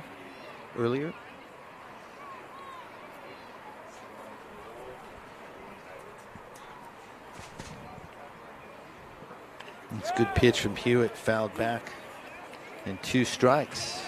So 0-2 is the count. Hewitt certainly not looking intimidated, if you will. A couple of really nice pitches. I think the message, too, is there's really only one thing you can do. That's get in there and try to throw strikes. Try and get guys out. Doesn't matter who it is. He's a big kid, no doubt about it. Little breaking ball there, misses outside. He's only 2 years older than my son, and he's about 3 times the size. And my son's not a little kid either. Yeah. Jai Hewitt. I don't think I'd put your kid in the ring with young Hewitt. Yeah, no, not at all. Wouldn't stand a chance. With all due respect. That's hit well in the left field. Back, gone! There's the big hit we were talking about, Michael Dixon. Daryl George. Welcome to 23-24. Two-run shot. Well, no doubt about it. That's his 33rd as a Melbourne Ace. And second all-time. We talked about it. Can he get the 8 to take the all-time home run crown in Aces history from Brad Harmon? And there's number 1, no doubt about it, way out there to left field, deep into the night. Looking for that big swing to really inject some life into the ballpark. First home run for the Aces this year, and fitting it belongs to Daryl George. And unfortunately for young Jai Hewitt, welcome to the ABL, welcome to professional baseball. That's right, nice welcome from Daryl George. Wow. Here comes Robbie Glendenning now, so it doesn't get any easier.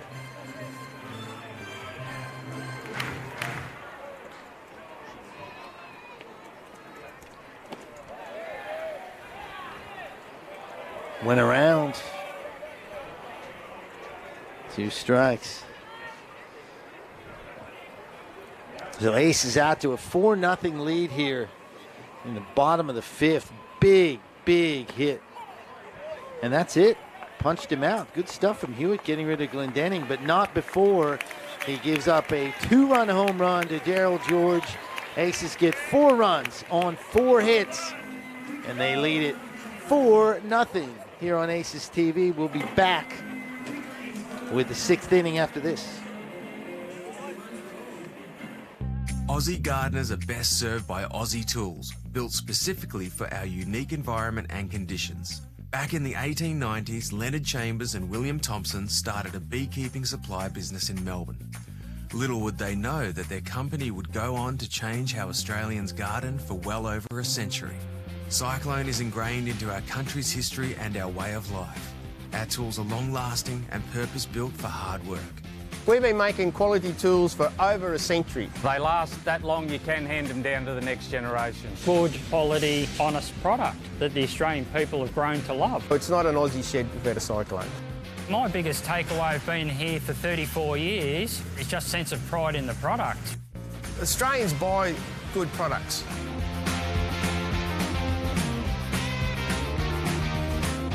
So if they keep on buying, we keep on making, so we're here. Cyclone tools, made for Australians. Light and Easy have been named Best Healthy Meal Delivery Service again, but you won't find us stopping to celebrate. We're busy making it easy for Aussies to achieve their well-being goals, and the results speak for themselves. Light and Easy, just good food and great results.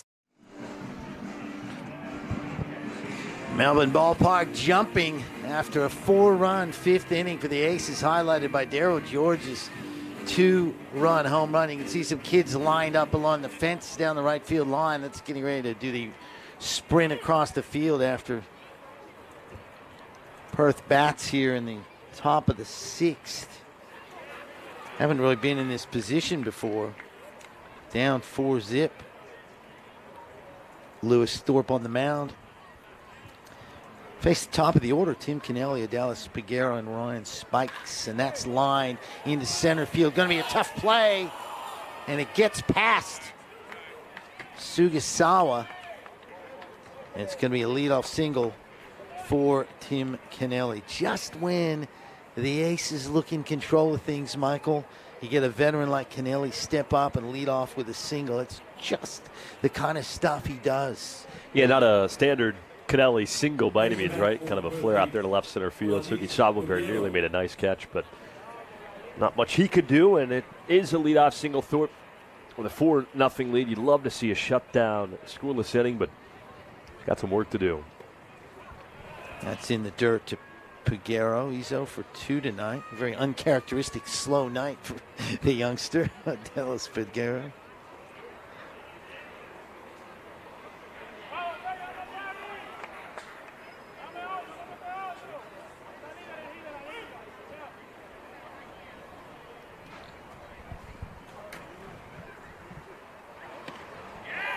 Swing and a miss. Strike one, 1-1.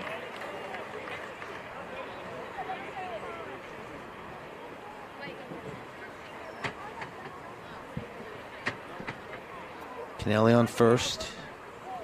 No outs. 4-0 Aces lead. Swing and a miss. Strike 2. Figueroa fooled on that one.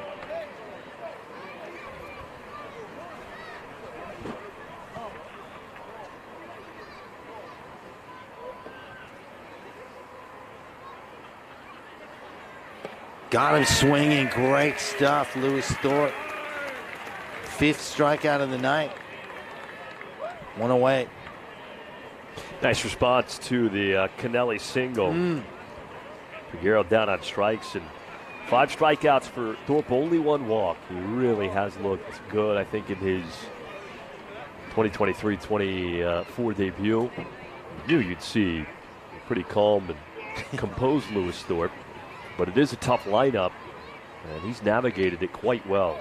Certainly has, as Ryan Spikes steps in. He flew out in the first inning, singled in the 4th inning, but was caught stealing.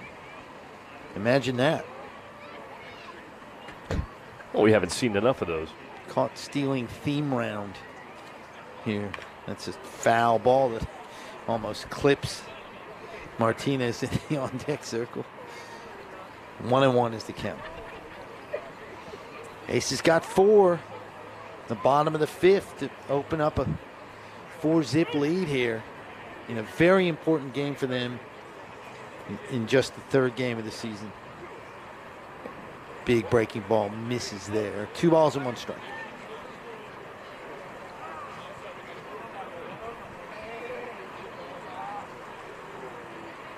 Can really tell that added cameras make such a difference here to the broadcast, getting some really good looks into the dugouts and various angles of the plays.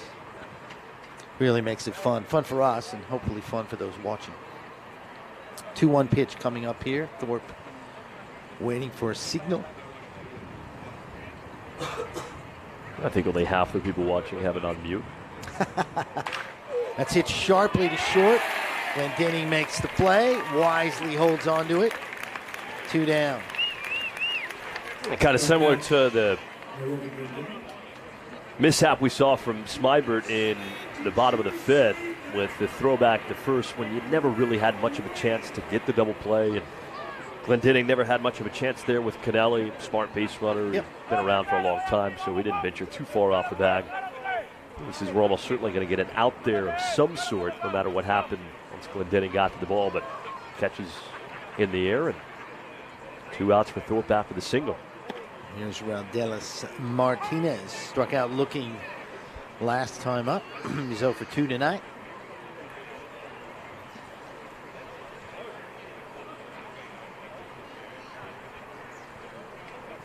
First pitch is a strike. That one's a little check foul down the 3rd baseline. So quick 0-2 haul for Martinez.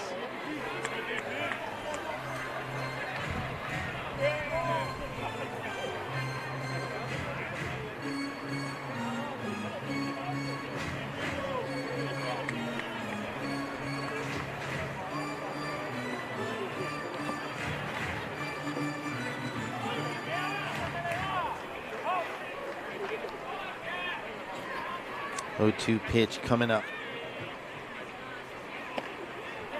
Just a little low. 1 ball, 2 strikes. Yeah, tried to get him to bite on a breaking ball. Good take there from Martinez.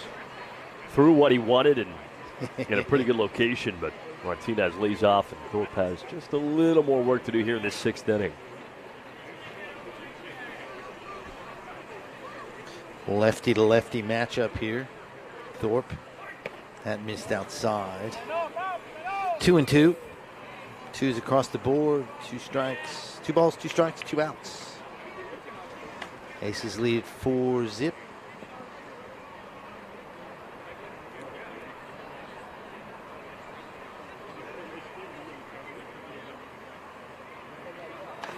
It's fouled. Martinez stays alive. Gonna make Thorpe work a little bit harder, as you mentioned, to get this final out.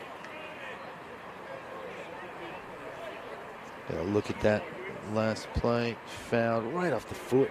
That can hurt. Yeah, it's part of the reason why I never played the game. Didn't want any part of that. Only reason? Well, the fact that I wasn't very good. just misses the outside corner. We get a full count. Good eye here from Rodelis Martinez. Very well done to work this count full. Yep. And Tucker Mitchell steps out with Kennelly getting a head start at first base. Yep, full count. He'll be full running. Count, 2 outs. Indeed. Here we go. Payoff pitch. Runner going, hit sharply into left field, but Wilson is under it. Makes the play. And we are done here in the 6th. No runs, 1 hit. And we will head to the 7th inning, or the bottom of the 6th. Aces lead at 4-0.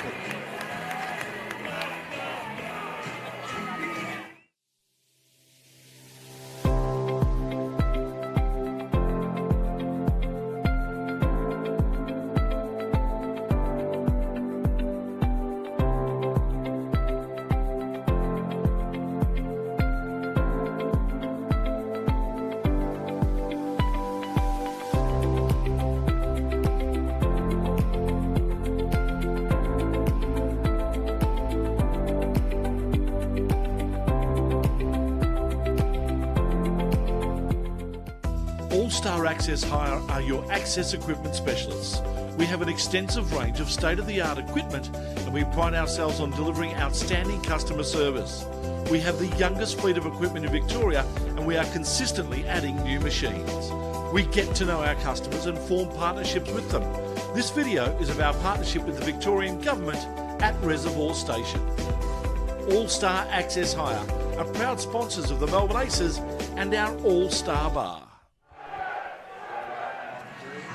Welcome back to Melbourne Ballpark. Ed Wyatt, Michael Dixon with you. Crowd getting fired up. One of the great things, the strangest ironies, isn't it? People getting fired up by Neil Diamond around the world. It's not exactly a legendary guy, let's be honest. But in terms of firing up baseball crowds, but they've done it. It's everywhere. It's over here at footy now.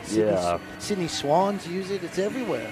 I don't necessarily want to get on a Neil Diamond diatribe because I feel like it might alienate me from a certain part of the listener base, but I think I've heard Sweet Caroline about 300 times more than... I was just about to mention that we had a young 17-year-old going up against a veteran Greg Bird, and sure enough, boom, leads off with a single to left field. They let the pitch up, and obviously a guy like Greg Bird, former big leaguer, won't make too many mistakes on a pitch there over the outside part of the plate, so Bird can use that to go the other way. Does exactly that. It's a leadoff single in the bottom of the 6th inning, and Hewitt gave up the 2-run homer to Darryl George in the 5th, back out for the 6th. Only 17 years of age, and he's pitching against a big leaguer. That's crazy. I know. There's a little bunt down the third baseline, but it's going to go foul. Good attempt there by Sugisawa. Like the idea a lot. Yeah, it was about 75% of the way there. In fact, I thought that after Smybert came in and very clearly was going to let it roll, the Aces might get a chance or a little bit of fortune with that ball trickling down the third base line. But it is important to remember that kind of stuff a little more likely to happen with an actual dirt base path. Yes. But on turf, you're right. Really hard for that ball to actually stay fair. It's almost always going to venture foul, and that one did about 3/4 the way down the line. It's grounded foul. Yeah, you're right about you see the 17-year-old kid who's in pitching against Darryl George, Robbie Glendinning, Greg Bird. Yep. Now he's going to have a cool story for his schoolmates, his right? buddies, yeah, exactly. What'd you do this holiday? I pitched against a major league. They gave up a home run to Darryl George. Yeah. Just the beginning of my young career. You were keeping Bird close over at first. Sugisawa is the batter. 0-2 is the count. I mean, in reality, a guy like Jai Hewitt we'll probably see quite a bit more of in the coming years, which is really cool, really exciting, I think, for him and for the family as well. That's fouled back. I mean, when you look at what this league presents with the opportunities to the young Australian players, you don't really even get this kind of simulation in the United States until, what, the very, very, very early days of minor league baseball? Yeah. Maybe not even then. Sugasawa goes down swinging there. 1 away. Second strikeout for Hewitt. Brings up Tucker Mitchell. Singled and scored that first Aces run back in the 5th inning.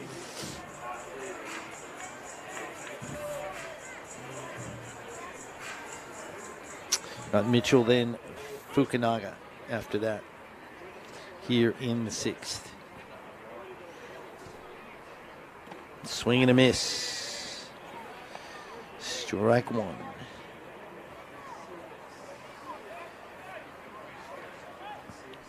There's a little action there in the Aces bullpen. Looks like Michael Brewer warming up. Check swing. I think he may have gone. Indeed he has. Strike 2.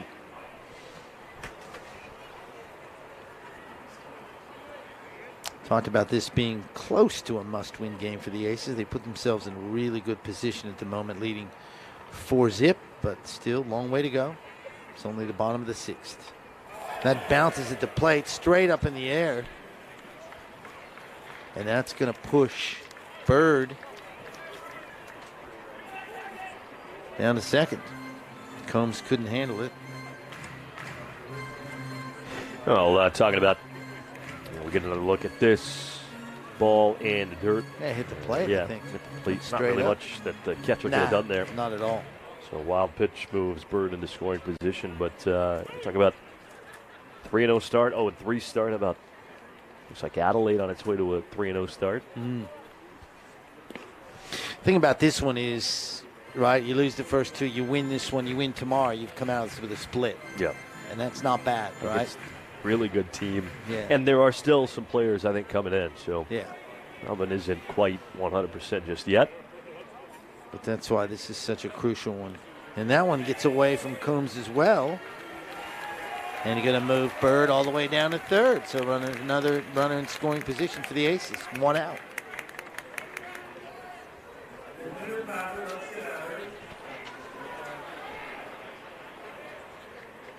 A pretty similar pitch. This time it bounced in front of the plate, perhaps a little bit off to the right from the catcher's perspective as well. But again, really not much that Combs can do when a couple of wild pitches now have a run of insurance 90 feet away.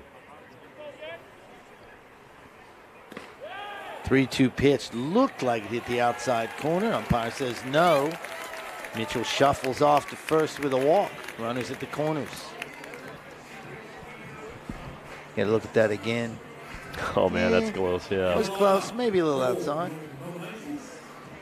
Well, there's a visit for Hewitt. Runners out in the corners, 1 out. He gave up the 2-run homer to Darryl George. Now, only one of those runs is on his ledger. He inherited Bannister from Southpole. He gives up the 2-run homer, and now all of this, though, his doing with runners on the corners, 1 out, trying to get through this unscathed. And we'll have pinch hitter, it looks like, for Melbourne and Declan Spears. So a couple of really young kids going head-to-head with Hewitt and Spears. Spears, interesting. Just a couple of months ago, signed his first professional contract with the Philadelphia Phillies.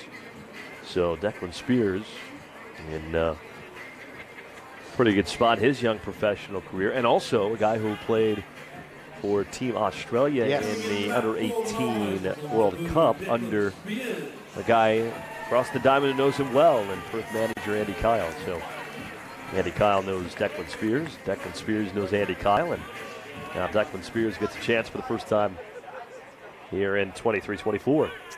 So here we go. 17-year-old against an 18-year-old.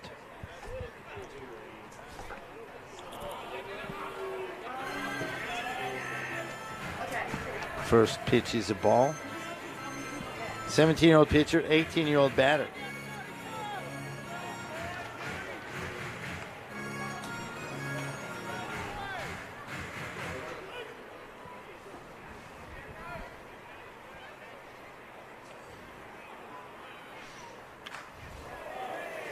Fouled away. 1-1. So Spears in for Fukunaga, and I assume will stay in as the DH. We saw Spears in one game last year, a couple of at-bats, so haven't seen much of him. So you're the Spears expert in the booth tonight. You've seen 2 more than I have. the 1-1 pitch. Strike 2. Good pitch from Hewitt. 4-0 Aces. Runners on first and third. 1 out. Bottom of 6.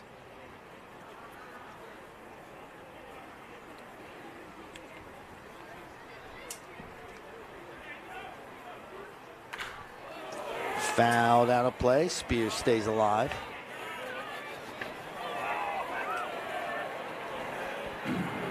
Matt Wilson is on deck for the Aces.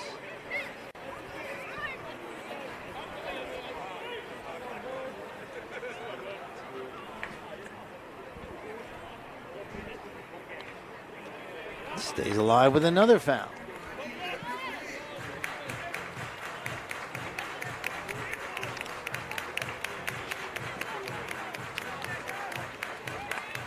Fans here really seem to enjoy Game 2, gotten into it.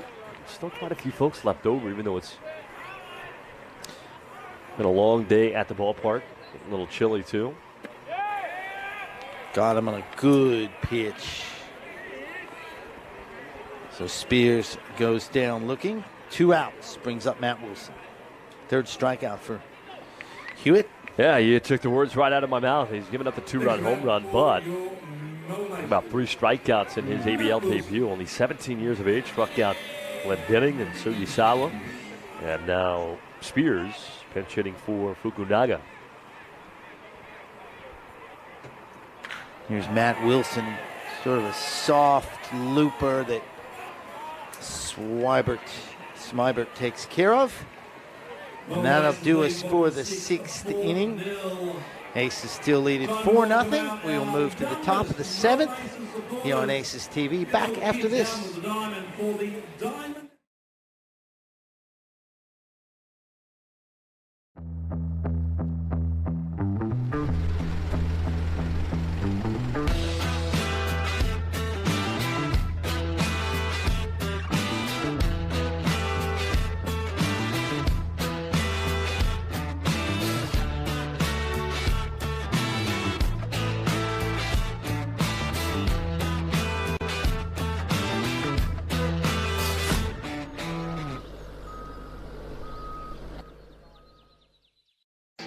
When enjoying a punt, easy does it with Punt 123.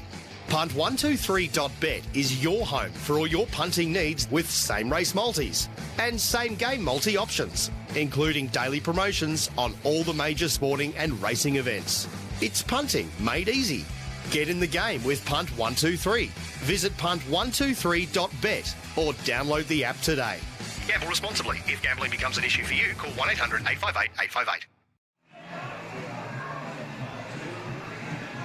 Back here at Melbourne Ballpark, we go to the 7th inning, and Melbourne a 4-0 lead. Hard to ask for much more in the debut for Lewis Thorpe, his first time pitching at this ballpark in over 3,600 days, 3,607 to be specific, and pretty much picks up where he left off in his Aces career.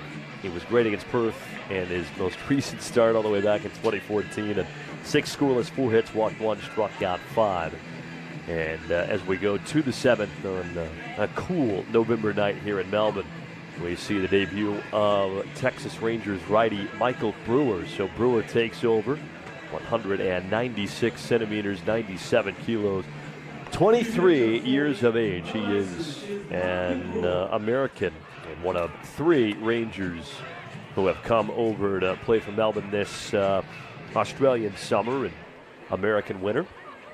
So Brewer takes over, a righty wearing the number 11 for Melbourne. Brewer, along with Tucker Mitchell and Bannister, are the Rangers prospects who are here for the first bit of 2023-24. And Brewer takes over for Thorpe. Again, Thorpe, a great start to his professional career here in Melbourne and back here for 23-24. And quite frankly, it's hard to ask for much more than 6 scoreless innings in his season debut. And Ed, he just looks, I thought, fantastic all night. He looked great. I think you used the word calm, I think, at one point. And he just looked like he was always in control. And I think that was just what this team needed, was a real lift, right? We talked about the offensively needed lift, but he really gave them that lift. Now, Brewers' first pitch home to Ochoa is in the dirt. That's an homage to cricket, I think, that first pitch. Hitting in the dirt, just bouncing up. As a bowler, right? Yeah, that's what they call exactly. it. Yeah, nice little in-swinger, whatever you want to call it. Interesting little stance here from Brewer, isn't it?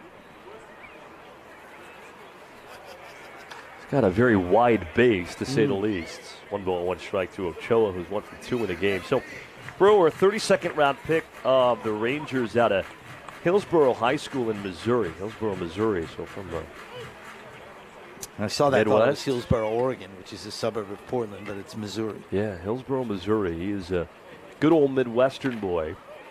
He'll strike 2 to Ochoa with a fastball. And he's actually the first professional ball player from Hillsborough High School. So a trailblazer, 3 years of pro experience for Brewer. Entering 23-24, he's got 94 career appearances, 10-9 with a 4.05 ERA. And a swing and a miss. Ochoa down on strikes. Brewer with a strikeout to start his Aces career. And he carries the torch from Lewis Thorpe, who struck out 5 in 6 innings. And Michael Brewer sits down Ochoa to begin at the top of the 7th. That'll bring up Jake Bowie with 1 out, nobody on base, 4-0 Melbourne on top. With all 4 runs scoring in the bottom of the 5th inning. The big swing in this game right now is Darryl George with a 2-run home run. It made it 4-0, the first home run for Melbourne this year, the 33rd for Darryl George in his Aces career. Now, 6 shy of tying. First pitch, he's outside to Bowie, ball 1. 6 shy of tying Brad Harmon for the all-time home run lead in Aces history. 1 ball and no strikes, 1 out, and a pitch. That is low. Bowie dealing once again with the overshift. We got 3 Aces infielders on the right side, and Sugi Sawa is shading out towards left center. You have to replay that bit where he said something about, we're still waiting for that one big hit. And then I think George, we talked about how he was the guy to do it, and bang, he did it. 2-0 is high and tight. 3 balls and no strikes to Bowie. 4 runs, 6 hits, no errors for Melbourne. 0-4-1 for Perth. Perth won game 1 of the doubleheader 6-1. And if you think this is the final inning of regulation, you're wrong. Again, this is a 9-inning game, too. 3-0 pitch. Ripped over to first, and Bird is there. Takes it himself, 2 down, so the overshift works like a charm. And a good Bird's start had for a Brewer. nice night in the field, hasn't he? He really has. Yeah, that sliding catch almost into the dugout was outstanding. Manning first base for the 2nd time to start the season. We saw him as the DH in game 1 of the doubleheader. So 2 outs and nobody on base. Here is James Smyber, left-handed batter, having a good doubleheader. 0 in the opener yesterday, but it's been really good for Perth. And this got him, so he's on base yet again. Wow. 2nd time reaching base in the game. He reached twice in game 1 of the doubleheader, picked up his first RBI. And he sold that one pretty well. We'll get another look. He seemed pretty confident it got him. Yeah, didn't it? I think that John Diebel wanted a little further explanation, but didn't seem like there's any doubt that Smybert was actually hit by that pitch. You're going to accuse him of being in the realm of Ryan Reynolds and Ryan Gosling and all those great Canadian actors, weren't you? Rachel McAdams, and go down the list. This gets away, a wild pitch to the backstop, so Smybert is into 2nd. No, actually, with the feedback we got yesterday from our friends, I decided that I would be sitting out for the rest of the series, any sort of Canadian commentary. Again, it wasn't that we were saying that not at all that Canadian baseball players don't exist. We were just saying that it is harder based on the climate to play year-round and therefore develop like some players. And they're not necessarily looking at them all, but I guess in this day and age, you're looking everywhere, aren't you? This ball struck to left. Wilson back, has space, and the inning comes to an end. No runs, a 2-out hit batter, and 1 man left. We go to the bottom of the 7th inning stretch time here at Melbourne Ballpark. And the Aces lead it 4-0.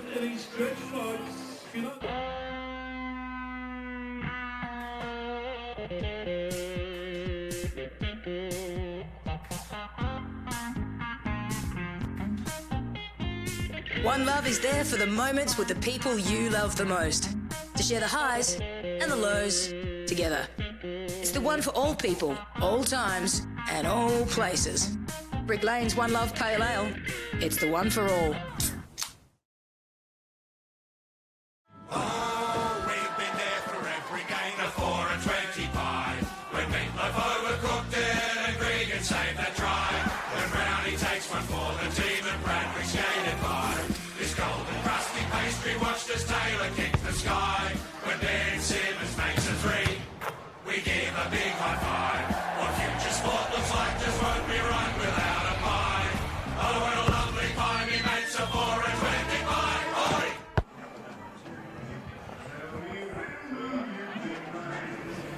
Well, back at Melbourne Ballpark for the bottom of the 7th inning, and a chance to remind you about New Era Technology, providing specialized IT solutions for your business with internet and voice communications, managed services, as well as secure cloud hosting for data and software. Trusted by the Aces, New Era has an extensive team of engineers and sales professionals who provide hands-on collaboration that is backed by deep industry training. New Era Technology, proud supporters of the Melbourne Aces.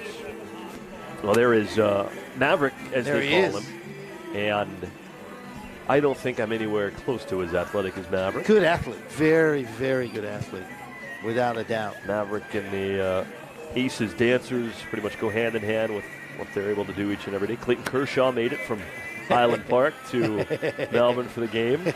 He's got a green hat and a nifty-looking mustache.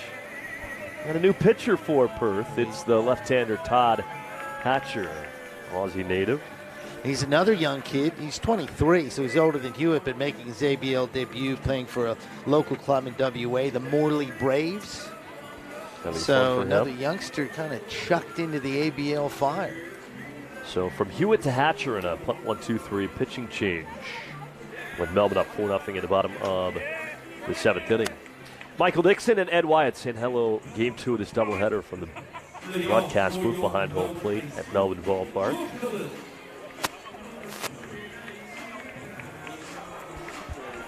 George Khalil leads off for the Aces. And a night that one Jai Hewitt will remember forever. It's come to an end. Swing and a miss from Khalil, but an inning and a third in his debut. 2 hits, of course, one of those, the home run allowed against Darryl George, but I can now say he has pitched in a professional setting and also got the pitch against a former big leaguer in Greg Bird. So how about the night for Jai Hewitt, and he gives way to Hatcher. Before I have WA people screaming at me, I just looked up Hatcher and Morley. There's a Morley baseball club, a Braves baseball club. So I just want to make sure that I've not spoken out of line there. I'm going to say Morley and leave it at that. The info I was fed said Morley Braves, but it sounds like they may be 2 different baseball clubs. Anyway, young Western Australian making his ABL debut. You're about 90% of the way there, right? I'm getting there. Yeah. They get the Sounded good to me. Got the WA people mad as the Canadians, jeepers. The northern state Americans, you name it. We're not making any friends in round 1. And we're nice people. Yeah. At least we think. Apparently not. Zion Bannister up for a 4th time. He's 1 for 3 with an RBI single and a run scored in the game. It'll be fun to watch this year. He and Sugisawa, a lot of fun to watch. Now, Banny's been everywhere already. Was that way in the exhibition game, too? Had a triple, stolen base, crashed into the center field wall trying to make a catch, and he was down for about a minute, collecting his breath. I guess the wind got knocked out from him. And I'll bet, too, especially with a ball that's hit well here and you're not really accustomed to the dimensions here, you run out of space quickly as an outfielder at this ballpark. 300 down the line, 370 to center. Obviously good that for Bannister it was nothing more than maybe a bruise the next day. He's out number 2 here in the last of the 7th inning. I'm going to bring up Darryl George. 2-run home run for Darryl and a 5th, the first and only home run for Melbourne in the young season. Went out to left field off of Jai Hewitt, one of the first pitches that Hewitt threw in a professional setting. And Darryl George made no mistake. Up here, though, with the bases clear, 2 down at the bottom of the 7th. All-time ace is great. It's a fan favorite as well, too, for so many reasons. He's obviously a great player. He's been around. Fun guy. Super nice guy. You know, face of the franchise, if you will, right? I mean, he's just that kind of guy, you know. Recognizable face in Australian baseball as well, too. Played for the WBC team. Yeah, he's something special, no doubt about it. Been a real treat to watch a guy like that play for so many years. 0-1 pitch. And called a strike on the inside corner. Crowd didn't like that. Yeah, that brought the Boo Birds out. 2 strikes and 2 outs, 4-0 in the bottom of the 7th inning. Game 2 of this doubleheader. Perth won 6-1 in game 1. Oh. Nearly hit Darryl George, but toe taps out of the way. Perth won the opener yesterday 4-0. The series finale tomorrow afternoon. It's amazing how quickly these 4-game series come and go, especially with the doubleheader tonight. Feels like not long ago you and I were talking about what the Aces need to do in game 1 to try and put last year behind them, and now we're talking about trying to hopefully salvage a split tomorrow and move on to round 2. Just checking if we got post-game. Melbourne quietly also working on a shutout with 6 scoreless from Lewis Thorpe. Brewer a scoreless 7th. Nobody up in the Melbourne bullpen, so I would think that Brewer might come back out for the 8th. Out of play.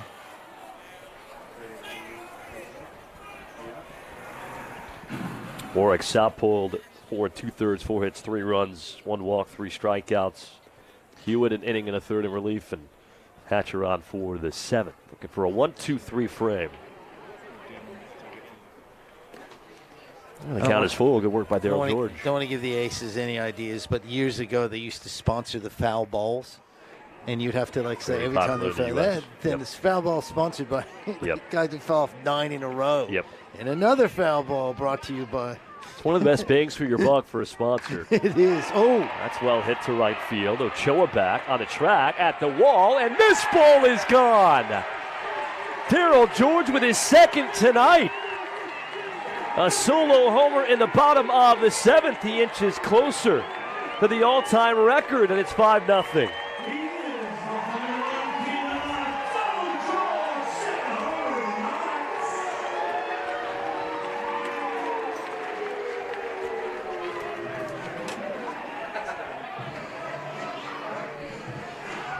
Well, how about that moment for Darryl George?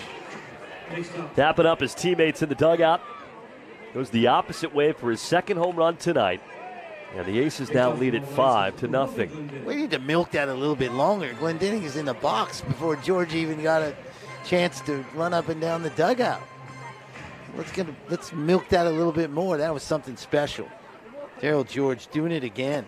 And now we go back to that thing that you mentioned a couple nights ago, that this chase of the Aces' career home run record. Now it feels like it's on. Exactly. Yeah, we weren't so sure after that first game, but I think you might be right. You might be onto something, Michael.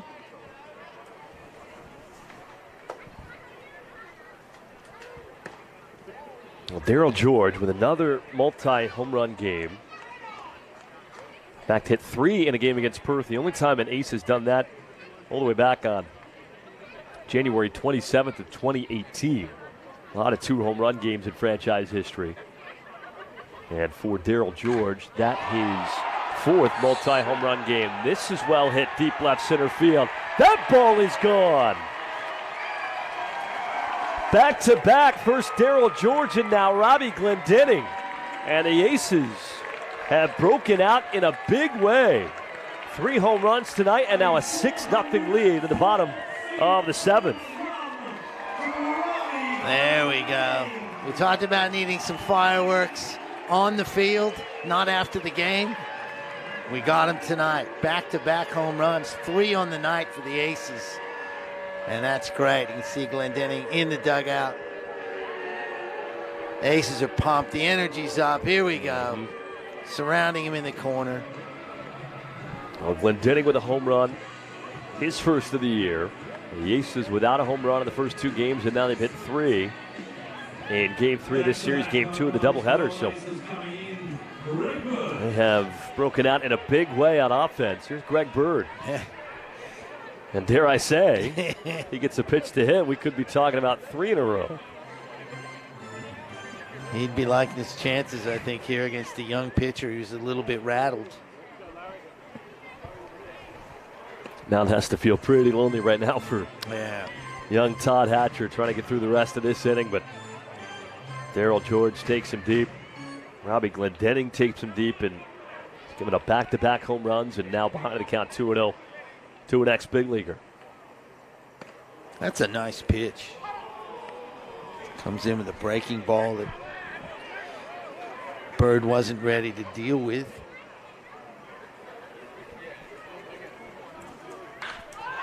And that struck out to right field. Ochoa back on the track. This is off the base of the wall. Bounds away from him all the way into shallow right center. Greg Bird stops at second with a double. Not too far away from a 3rd consecutive home run, but it's a 3rd consecutive extra base hit. And Greg Bird at second with 2 down in the bottom of the 7th. They are teeing off on Todd Hatcher, and another chance with a runner in scoring position and a visit coming from the Perth dugout. Can I say I'm disappointed? Just kidding. I'm really the happy base for of the Bird. wall, It was yeah. hit really, really well. It helps him. Had a great game in the field. Now he comes in with a double. The Perth doesn't have anybody throwing, so again, I think it's just kind of like, hey, get 1 out. You got 1 out to go, kid. Get through this. Yep. And it did feel like when they went to Hewitt in that 5th inning, they knew that the situation was already solid for Perth and what they've been able to do in this series, winning the first 2 games, having a chance. As we see once again, there it is. Darryl That's George what I home run. wanted to see. That's what you were looking for. That's what I was looking for. And then not long after, Robbie Glendenning. And you want to take a gander at how far that went? Take a guess. I've got the official word. You've got the number. I'm going to guess. 390. 404. That's not a bad guess. 404. 404, thanks to our stats guy, Tony Shebeki, filling in, giving us the lowdown. 404. I think Tony was out there with one of those measuring He's running things. it down, yeah. Yeah, just checking it out. We need to send someone to go get the ball for us because it's somewhere out there. In fact, it's probably right now nesting on top of the new infield that they're building out there in left center field. 1 strike here to Sugisawa. The pinch runner at second base. Check swing roller to short. Spikes charging. That's tough. And he eats it. Throw back to third. Tag is down. He's out. That is a smart play. It's a very good play from Spikes. 8th to throw. Knew there was no chance to get the runner at first, so instead he flips to Jared Cruz, who got caught off the bag at third. An outstanding defensive play from Spikes, and the inning is over. But back-to-back home runs from Darryl George, then Robbie Glendenning. And we're having fun in Game 2 from Melbourne Ballpark. 6-0 Aces after 7.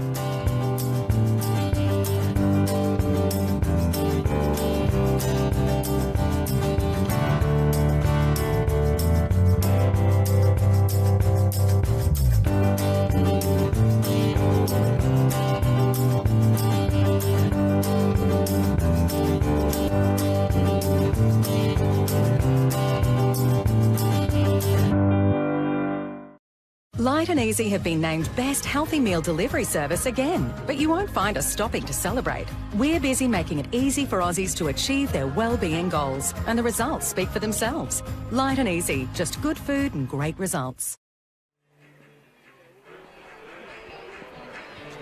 Daryl George with 2 home runs tonight, his 4th multi-home run game as a Melbourne Ace.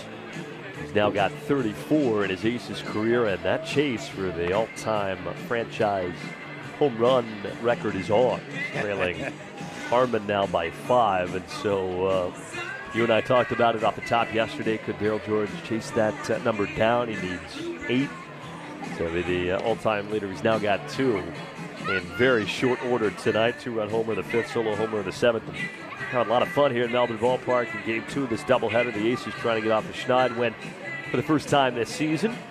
And Michael Brewer back out for the 8th. In the 7th inning, worked around a 2-out hit batter.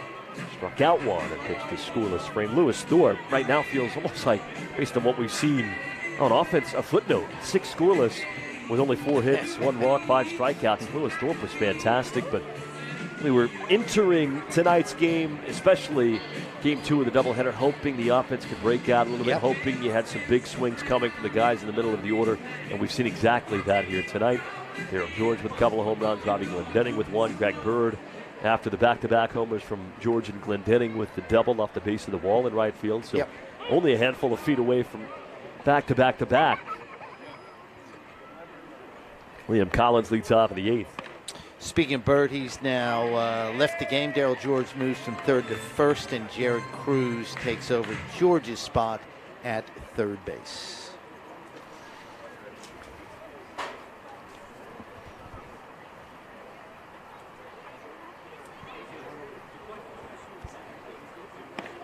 A good breaking ball there from Brewer, 0-2. Collins in the game is 0 for 1. He's walked, struck out. First start for Liam Collins. He had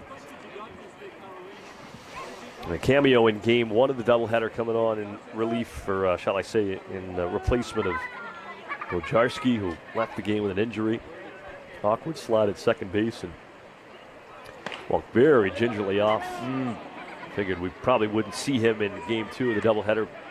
Probably won't see him tomorrow either. It didn't look good for. I wouldn't think so. No, Bojarski. be able to assess that obviously either after the game or tomorrow at the ballpark. But yeah, I would be very skeptical. So Liam Collins with his first start.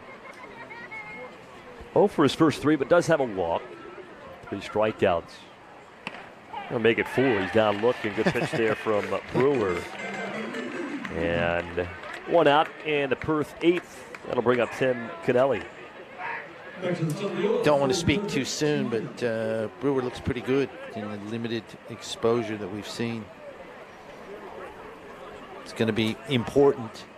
You know, the relievers, so very important in this league. Especially with how they try and use them, specifically John Devo and his coaching staff. With, again, we talked about this a little bit earlier, but Aces are in kind of an interesting spot where they feel like they've got a lot of relievers, right? And they've got 3 starters. They're trying to figure out what might that Sunday afternoon look like each and every week. And so we could see quite a bit of games with long relief being the storyline for Melbourne. We've seen that a lot here with the Aces. You're right, that Sunday game can be a situation where you get 3 innings out of your starter and then go from there. 2 strikes and 1 out. Brewer has retired 4 of the first 5 he's faced. And now the 0-2. Just inside of Cannelli, who again, from his standpoint, has had a pretty quiet opening weekend here at Melbourne Ballpark. Agree, slow start. 1 for 3 in Game 2, but the Aces have kept one of the all-time great ABL hitters at bay for the most part. And he can't check a swing there, went around, and Brewer strikes him out. 3 strikeouts for Michael Brewer.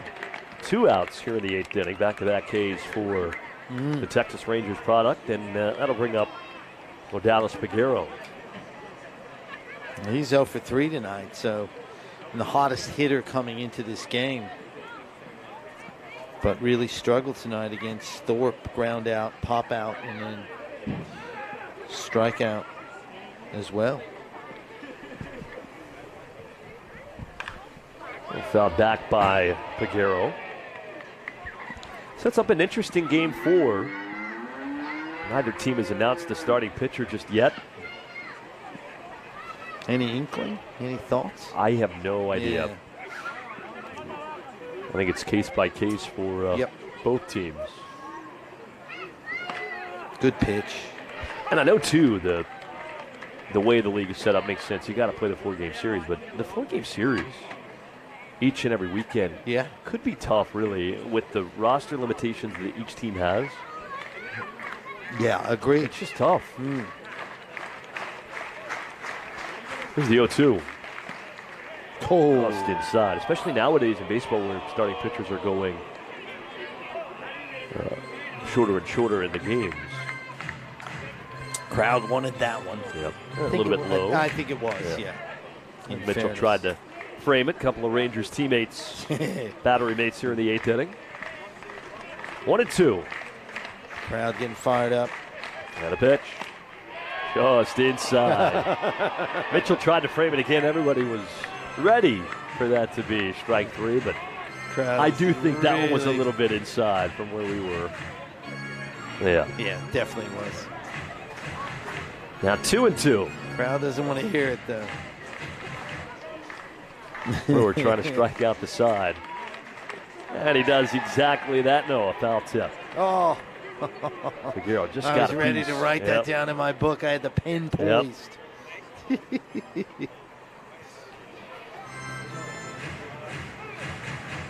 Just foul tipped that down and between the legs of Mitchell. The fastball. Brewer, you're right, though. He's looked good. Looked in control here tonight. 3 strikeouts, looking for a 4th, looking for a 1-2-3, 8th inning. Righty set. And a pitch. Swing and a miss, strike 3. Can I write it down now? Yes, you can. Michael Brewer strikes out the side in the 8th. 4 strikeouts for 2 innings in his Aces debut. And a nice start to 2023-24 for the Rangers farmhand. We go to the bottom of the 8th, 6-0 Melbourne. At the Sporting Globe, we're a little different to other pubs and bars. We have more than just cooks, we have chefs. We have more than bar service, we have table service. We have more than specials, we have specialties. We have more than live sporting events, we have atmosphere. And we have more than customers, we have fans. It's more than a sports bar, it's a Sporting Globe. There's an unseen thread woven into the fabric of all Australian homes. It's our way of life. Sun-kissed days, afternoon storms, and memories shared with those we love. It's messy, but you bet we make it work. In the end, it's the simple things that make an Australian home home. And what did the trick then? It still does the job now. Hills, Australia's trusted clothesline since 1945. A lot easier for the Aces dancers when Melbourne playing well, and that's exactly what they're doing here in Game 2 of the doubleheader. The Aces with a 6-0 lead. We go to the bottom of the 8th inning, and Melbourne 3 outs away from the first win of 23-24. Sorry, we jumped in a time capsule there and went back a year. But the Aces have played very well here in the second game of the doubleheader, and much more like it. Tucker Mitchell leads off in the bottom of the 8th. He'll face a young lefty and Hatcher. Crowd out there waving to us from the All-Star bar. It's a complete turnaround. This is what we wanted to see. Crowd energized, runs, hits, home runs, excitement. This is the Aces baseball that we have been accustomed to seeing over the years. I mean, you drawing it up probably couldn't have done much better than what we've seen here tonight with 6 scoreless from Lewis Thorpe. You get a 2-home run game from Darryl George. You get back-to-back home runs from George and Glendenning. 3 home runs in a game from Melbourne. Now the Aces in total control with 3 outs to go. 6-0 lead in the bottom of the 8th inning. Mitchell's had a good night too. A single, a walk, and a run scored. Young backstop from the Texas Rangers. Pops this up. Playable into shallow right. Second baseman all the way back, and that was tough in the end, but Figueroa makes the catch, and there's one out here in the bottom of the 8th inning. That was right there in the Bermuda Triangle, as they call it. It's so difficult. And Figueroa actually did quite well to see that all the way into his glove. So one out in the bottom of the 8th inning. That brings up a pinch hitter from inning number 6, Declan Spears. Struck out looking his first time up, the youngster. Was facing a youngster and Jai Hewitt, facing another young arm here in Hatcher. He'll strike 1 to Declan Spears. You and I were conversing together in the inning break, trying to figure out who might start for the Aces tomorrow. I'm sure John Diebel knows, probably. I mean, first pitch of that game is in. May not tell us, but. Yeah, it's in 15 hours, so. And a very quick turnaround with 1 o'clock first pitch time at Melbourne Ballpark tomorrow afternoon. And then 3 days off, and the Aces hit the road for the first time. And they go to Canberra this upcoming weekend. First road round of the year for Melbourne. Then they're back for round 3, and then we don't see them again for 3 more rounds until round 7. It's New Year's, isn't it? Is it that time when we see? I think you're correct. I think it is. Swing and a miss. So Spears down on strikes for the second time. 2 outs for the young lefty Hatcher at the bottom of the 8th inning, and here comes Matt Wilson. The Aces do have a right-hander up and warming in the bullpen, so I think Brewers' night is finished. Getting some good camera shots, too. Those were always critical for guys like me, Ed, who do quite a bit more in the minor league ranks than just broadcast the game, social media. In case you're wondering, I'm the guy behind the Twitter highlights and the lineup graphics and all that. So it's a busy day each and every day. And so anytime they send me a zip file of 50-plus great photos, I'm thrilled to have that. They're doing a good job. It is, sorry to interrupt, Kaede Yokoyama is up throwing the other Oryx Buffalo pitcher. Is up and throwing, left-hander. So we may see him in the 9th. My hunch would be that John Kennedy starts tomorrow. It's just my hunch. We have now seen if Yokoyama does indeed come into this game in the 9th inning, which it seems likely.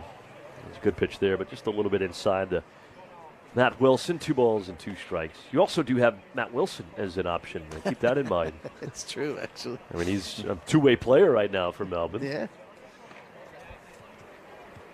It's done well tonight. And Wilson pitched in the exhibition game last Friday, so that's where a majority of his time in professional baseball has come. And that is an option. I'm not saying we'll see him for sure, but it's good to have that up your sleeve, no doubt about it. Saw flare towards third, and a nice play made by Smybert coming in, sliding behind at third base. And that retires Wilson and aside in order in the bottom of the 8th. The Aces are 3 outs away from their first win of the year. Up 6-0. We go to the 9th. When enjoying a punt, easy does it with Punt 123. Punt123.bet is your home for all your punting needs with same race multis and same game multi options, including daily promotions on all the major sporting and racing events. It's punting made easy. Get in the game with Punt 123. Visit punt123.bet or download the app today. Gamble responsibly. If gambling becomes an issue for you, call 1-800-858-858. At Ublinds Australia, it's our great low prices that make the difference. In our end of summer Aloha clearance sale, save from 30% up to 50% off our range of blinds, shutters and awnings. Ublinds Australia, more value for you. Oh, it's a punt 1-2-3 pitching change here in Altona at Melbourne Ballpark as we hopefully just 3 outs away from the first Aces win of 2023. Quick reminder, take advantage of an Aces membership for the 2023-24 season. Select your seat for all Aces home games and enjoy perks like merchandise, car park passes, and more. Memberships for kids start as low as $20 for the season. That is $1 That's good. per game if you got in there on the on opening night. That's just $1 per game. For more information, visit melbourneaces.com.au/memberships. So, punt 1-2-3, pitching change, and a nice outing from Michael Brewer. Retired 6 of the 7 he faced, struck out 4, struck out the side of the 8th. And here is a product of the Oryx Buffaloes, Kaede Yokohama, who is out to make his first Melbourne appearance. He'll face Spikes, Martinez, and Ochoa. That's 3, 4, and 5 for Perth in the top of the ninth. And I think I said Yokoyama was a left-hander. I don't know where I got that from. He's clearly a right-handed pitcher. He's a lefty in America. I need to clean my binoculars off, I think. But interesting to see him jump in here and get his first action for the Aces.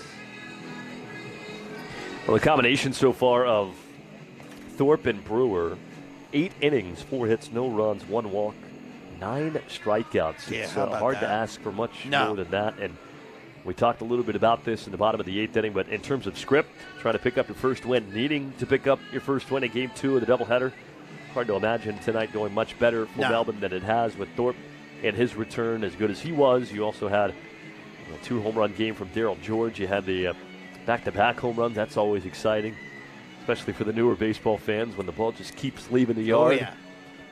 Long ball. So Ryan Spikes leads off. He's had a nice weekend defensively. And he's had a nice doubleheader on offense with 3 hits, runs scored, a single in this game. It swings and misses through that fastball from Yokoyama. So Yokoyama with the Oryx Buffaloes. This is his 3rd season of professional baseball, but first in the ABL. 4-5 with a 3.79 ERA in his career. He's been primarily a reliever, 61 outings, 59 1/3 innings in his Oryx career. 25 years of age, and made his NPB debut with Oryx earlier this season. And he sits down Spikes, a 3rd-round pick of the Rays, on That's the way they 3 come pitches.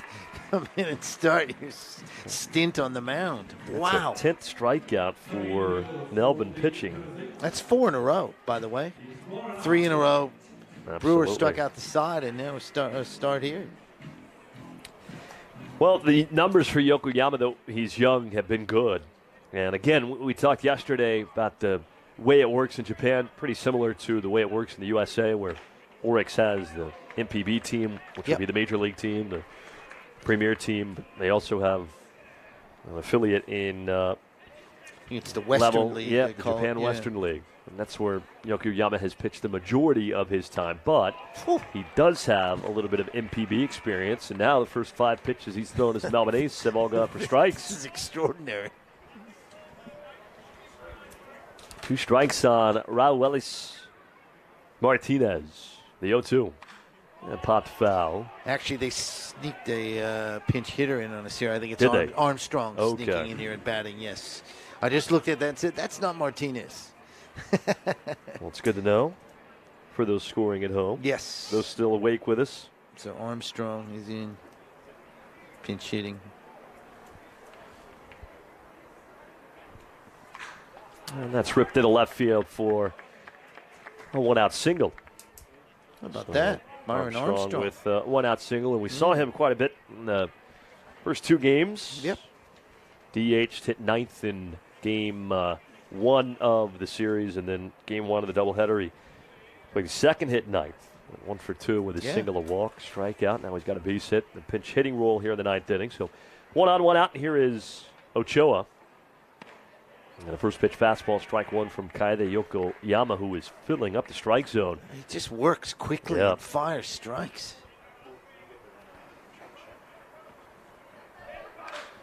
And popped up down the right field line. George it's out gives of play. chase, and indeed it is. Pretty comfortably foul into the All-Star bar. The majority of balls, I've said this over the years, when they're hit down that first base line, are going to go out of play. The majority of them. That's what made that Greg Bird sliding catch that much more impressive. I mean, 100%. I didn't think there was any chance. And we have kind of an interesting vantage point because we lose sight of the ball hit above us pretty quickly with the way the overhang works. So you just kind of have to judge based on what you saw off the bat. That is hit once again in the air down the right field line. Khalil into foul ground makes a nice little over-the-shoulder catch. And the Aces are 1 out away from their first win of the year. Well, how did it happen? It started with Lewis Thorpe, 6 scoreless innings, a 4 spot in the bottom of the 5th. Remember, with runners on the corners, 1 out, sharp line drive caught by the third baseman, but then Smybert tried to double up the runner at first. Throw got away. Melbourne took a 1-0 lead. And then with 2 outs, Zion Bannister in that 5th inning had an RBI single to make it 2-0. Then Perth went to the bullpen. That was the end of the night for Sal Pold and Daryl George, the 2-run homer, the first of 2 George home runs tonight. And then George and Glendenning back-to-back in the 7th inning. So it's been just about perfect for Melbourne. And they're now 2 strikes away from the finish line of the first win of the year. Jake Bowie, last chance for Perth. And now he's down to his final strike. Brewer and Yokoyama. Well, Thorpe, obviously, you've already covered him. But Brewer's come in, Yokoyama's come in. Just no nonsense, just getting it done. Just really like this. Guys coming out, the relievers. Just no nonsense. Bang, bang, bang. 0-2. And Bowie keeps himself alive. There was just 1 walk tonight. There was the Brewer hit the batter. But that's it. And even that was close. Not like he plunked him right on the back. No, that's right. Hit him in the elbow. Pitch just a little high and tight. Glancing blow back to the screen behind home plate. Worked around that with no trouble whatsoever. 2 strikes, 2 outs. Fans left, trying to get the Aces to the finish line. Oh. And we'll have to wait for at least 1 more pitch. Good stuff from Bowie staying alive here.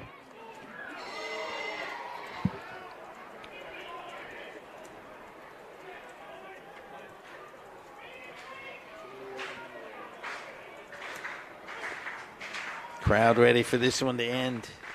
0-2. And once again, swing and a miss, strike 3. Fitting way for the shutout. And Kaide Yokoyama with a couple of strikeouts in the 9th inning. 11 strikeouts for the Aces altogether. Lewis Thorpe was fantastic. Brewer was good.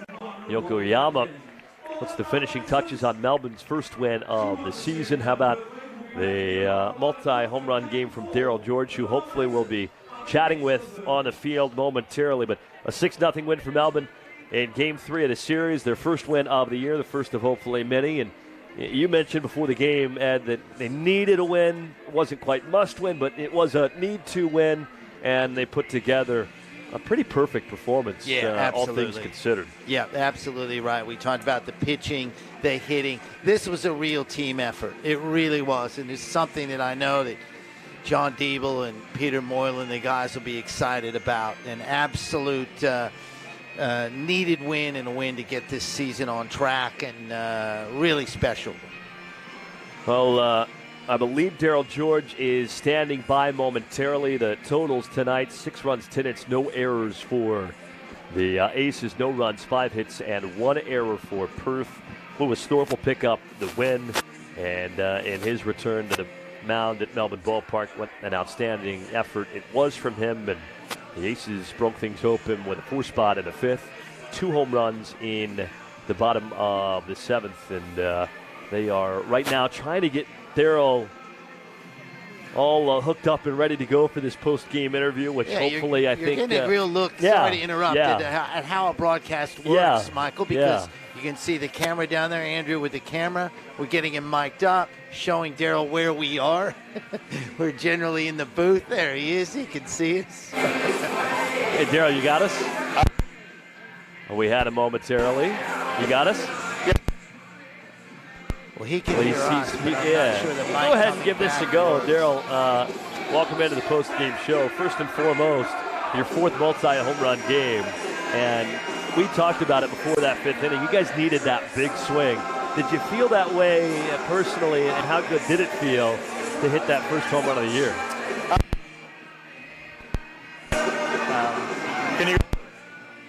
It's cutting in and out. It's cutting in and out, Daryl, unfortunately. That's all right. Oh, there we go. It might be on our end, I'll be honest. We'll see how we go. Give it a whirl. Here we go. Yeah. That was close. We're close. Here we go. And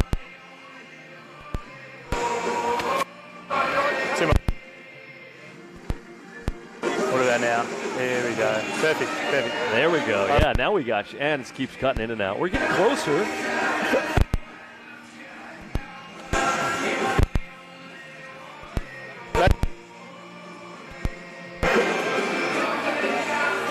Yeah, I think it's something, unfortunately, when he starts talking that's making things a little tougher for us. We'll try one more time. Again, you guys needed that big swing. You personally looking for that big swing. How good did that feel in that fifth inning? All right, Daryl, unfortunately, we'll figure it out. Yeah, we'll figure it out. We'll get you during the week for sure, but an unbelievable stuff. Thanks, Mike. Really appreciate it. Well, that was our attempt. Of course, we'll have that ironed out. We'll get Daryl or whoever after the next Aces win. But we'll go ahead and wrap things up with highlights from tonight's victory. It was a win for Perth in Game 1, but it was that triple in the second inning. Melbourne had a runner at third with one out. Exciting. It looked like a chance for Melbourne to jump on the board in the second inning. Unfortunately, couldn't come up with that hit. And finally, things, though, broke open in the fifth inning when we do get to that portion of the highlights. But you get the triple. I haven't seen many of those. How about that sliding catch from Greg Bird? Outstanding. Somehow, someway stayed out of the dugout.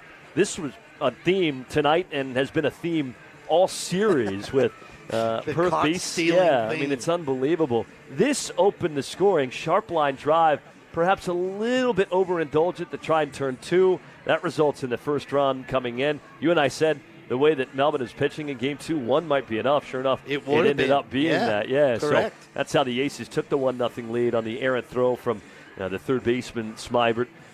Who'd been very good. Yeah, he really had. I just think it was one Fade, mistake. Yeah, and it was always going to be a tough double play for them to turn. I think quietly a big moment in this game, also in that fifth inning with two outs. Not quite the Darryl George home run. We all know that was big. But with two outs, this moment, Zion Bannister coming through with a big two-out RBI single. That made it 2-0 Melbourne. So a team struggling to score runs came through with a couple in the bottom of the fifth. First time scoring multiple runs in an inning this year. And that's when things really opened up because, of course, we know that. And Matt Wilson getting the start tonight in left field. Wilson really showing his speed on this to head first. Here we can look at him right here. No hesitation at all. Rounding third. Knows it's going to be relatively close. Sells out with a head first slide. Really important second run. And so we tried to get Daryl in the postgame. Had a small issue with the microphone that hopefully we'll have ironed out. We'll see that home run in a moment.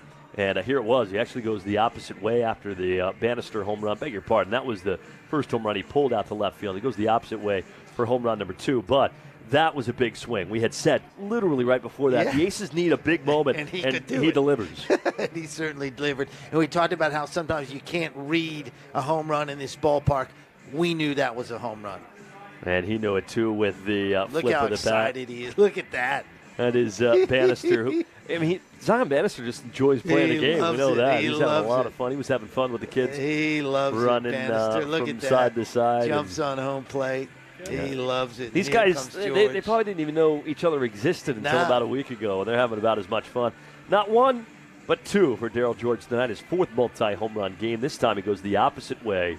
Just sneaks out, but it's more than enough, and Melbourne at that point had a 5-0 lead. It just felt like the Aces were well on their way. It certainly did. Here's a look at that. Opposite field, power, bat flip.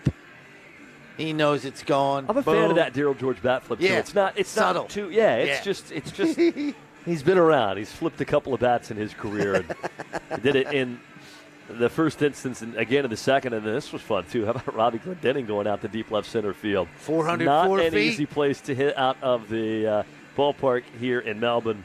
And Robbie Glendening, no mistake, back-to-back. First, you had Darryl George. Second, you have Robbie Glendening. So the Aces shut out Perth. They also hit 3 home runs tonight with Darryl George, his fourth multi-homer game. Glendening with the solo homer to make it 6-0. And that was more than enough.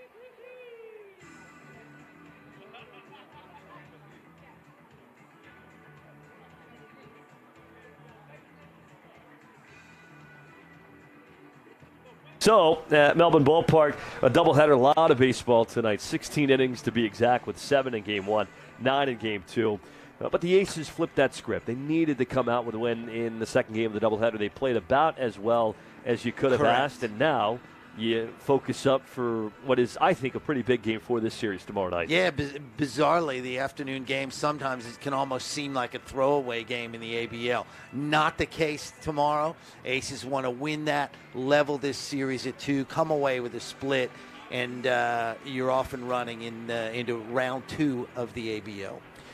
Well, that's all from me if it's all from you. It's all from me. That was a lot of fun, Michael. I will not be there tomorrow. I've got a prior commitment. Okay. Unfortunately, you'll probably be flying solo. Maybe run a couple of guests in if you can do that. But it's been a great pleasure opening the series and the season with you. I'll certainly be back for all the rest of we'll the games. See you around Don't worry 3. about that. It's going to be a lot of fun. The good news, if you need someone to go solo, I've only done it about 600 I was times going in to my say, minor league career. the broadcast is in very good hands. Little used to the solo broadcast. Very good hands. But that's Ed Wyatt. We'll talk to him again here in a couple of weekends for round 3.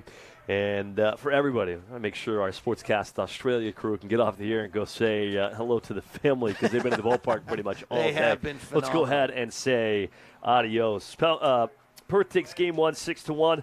Melbourne responds with a 6-0 victory.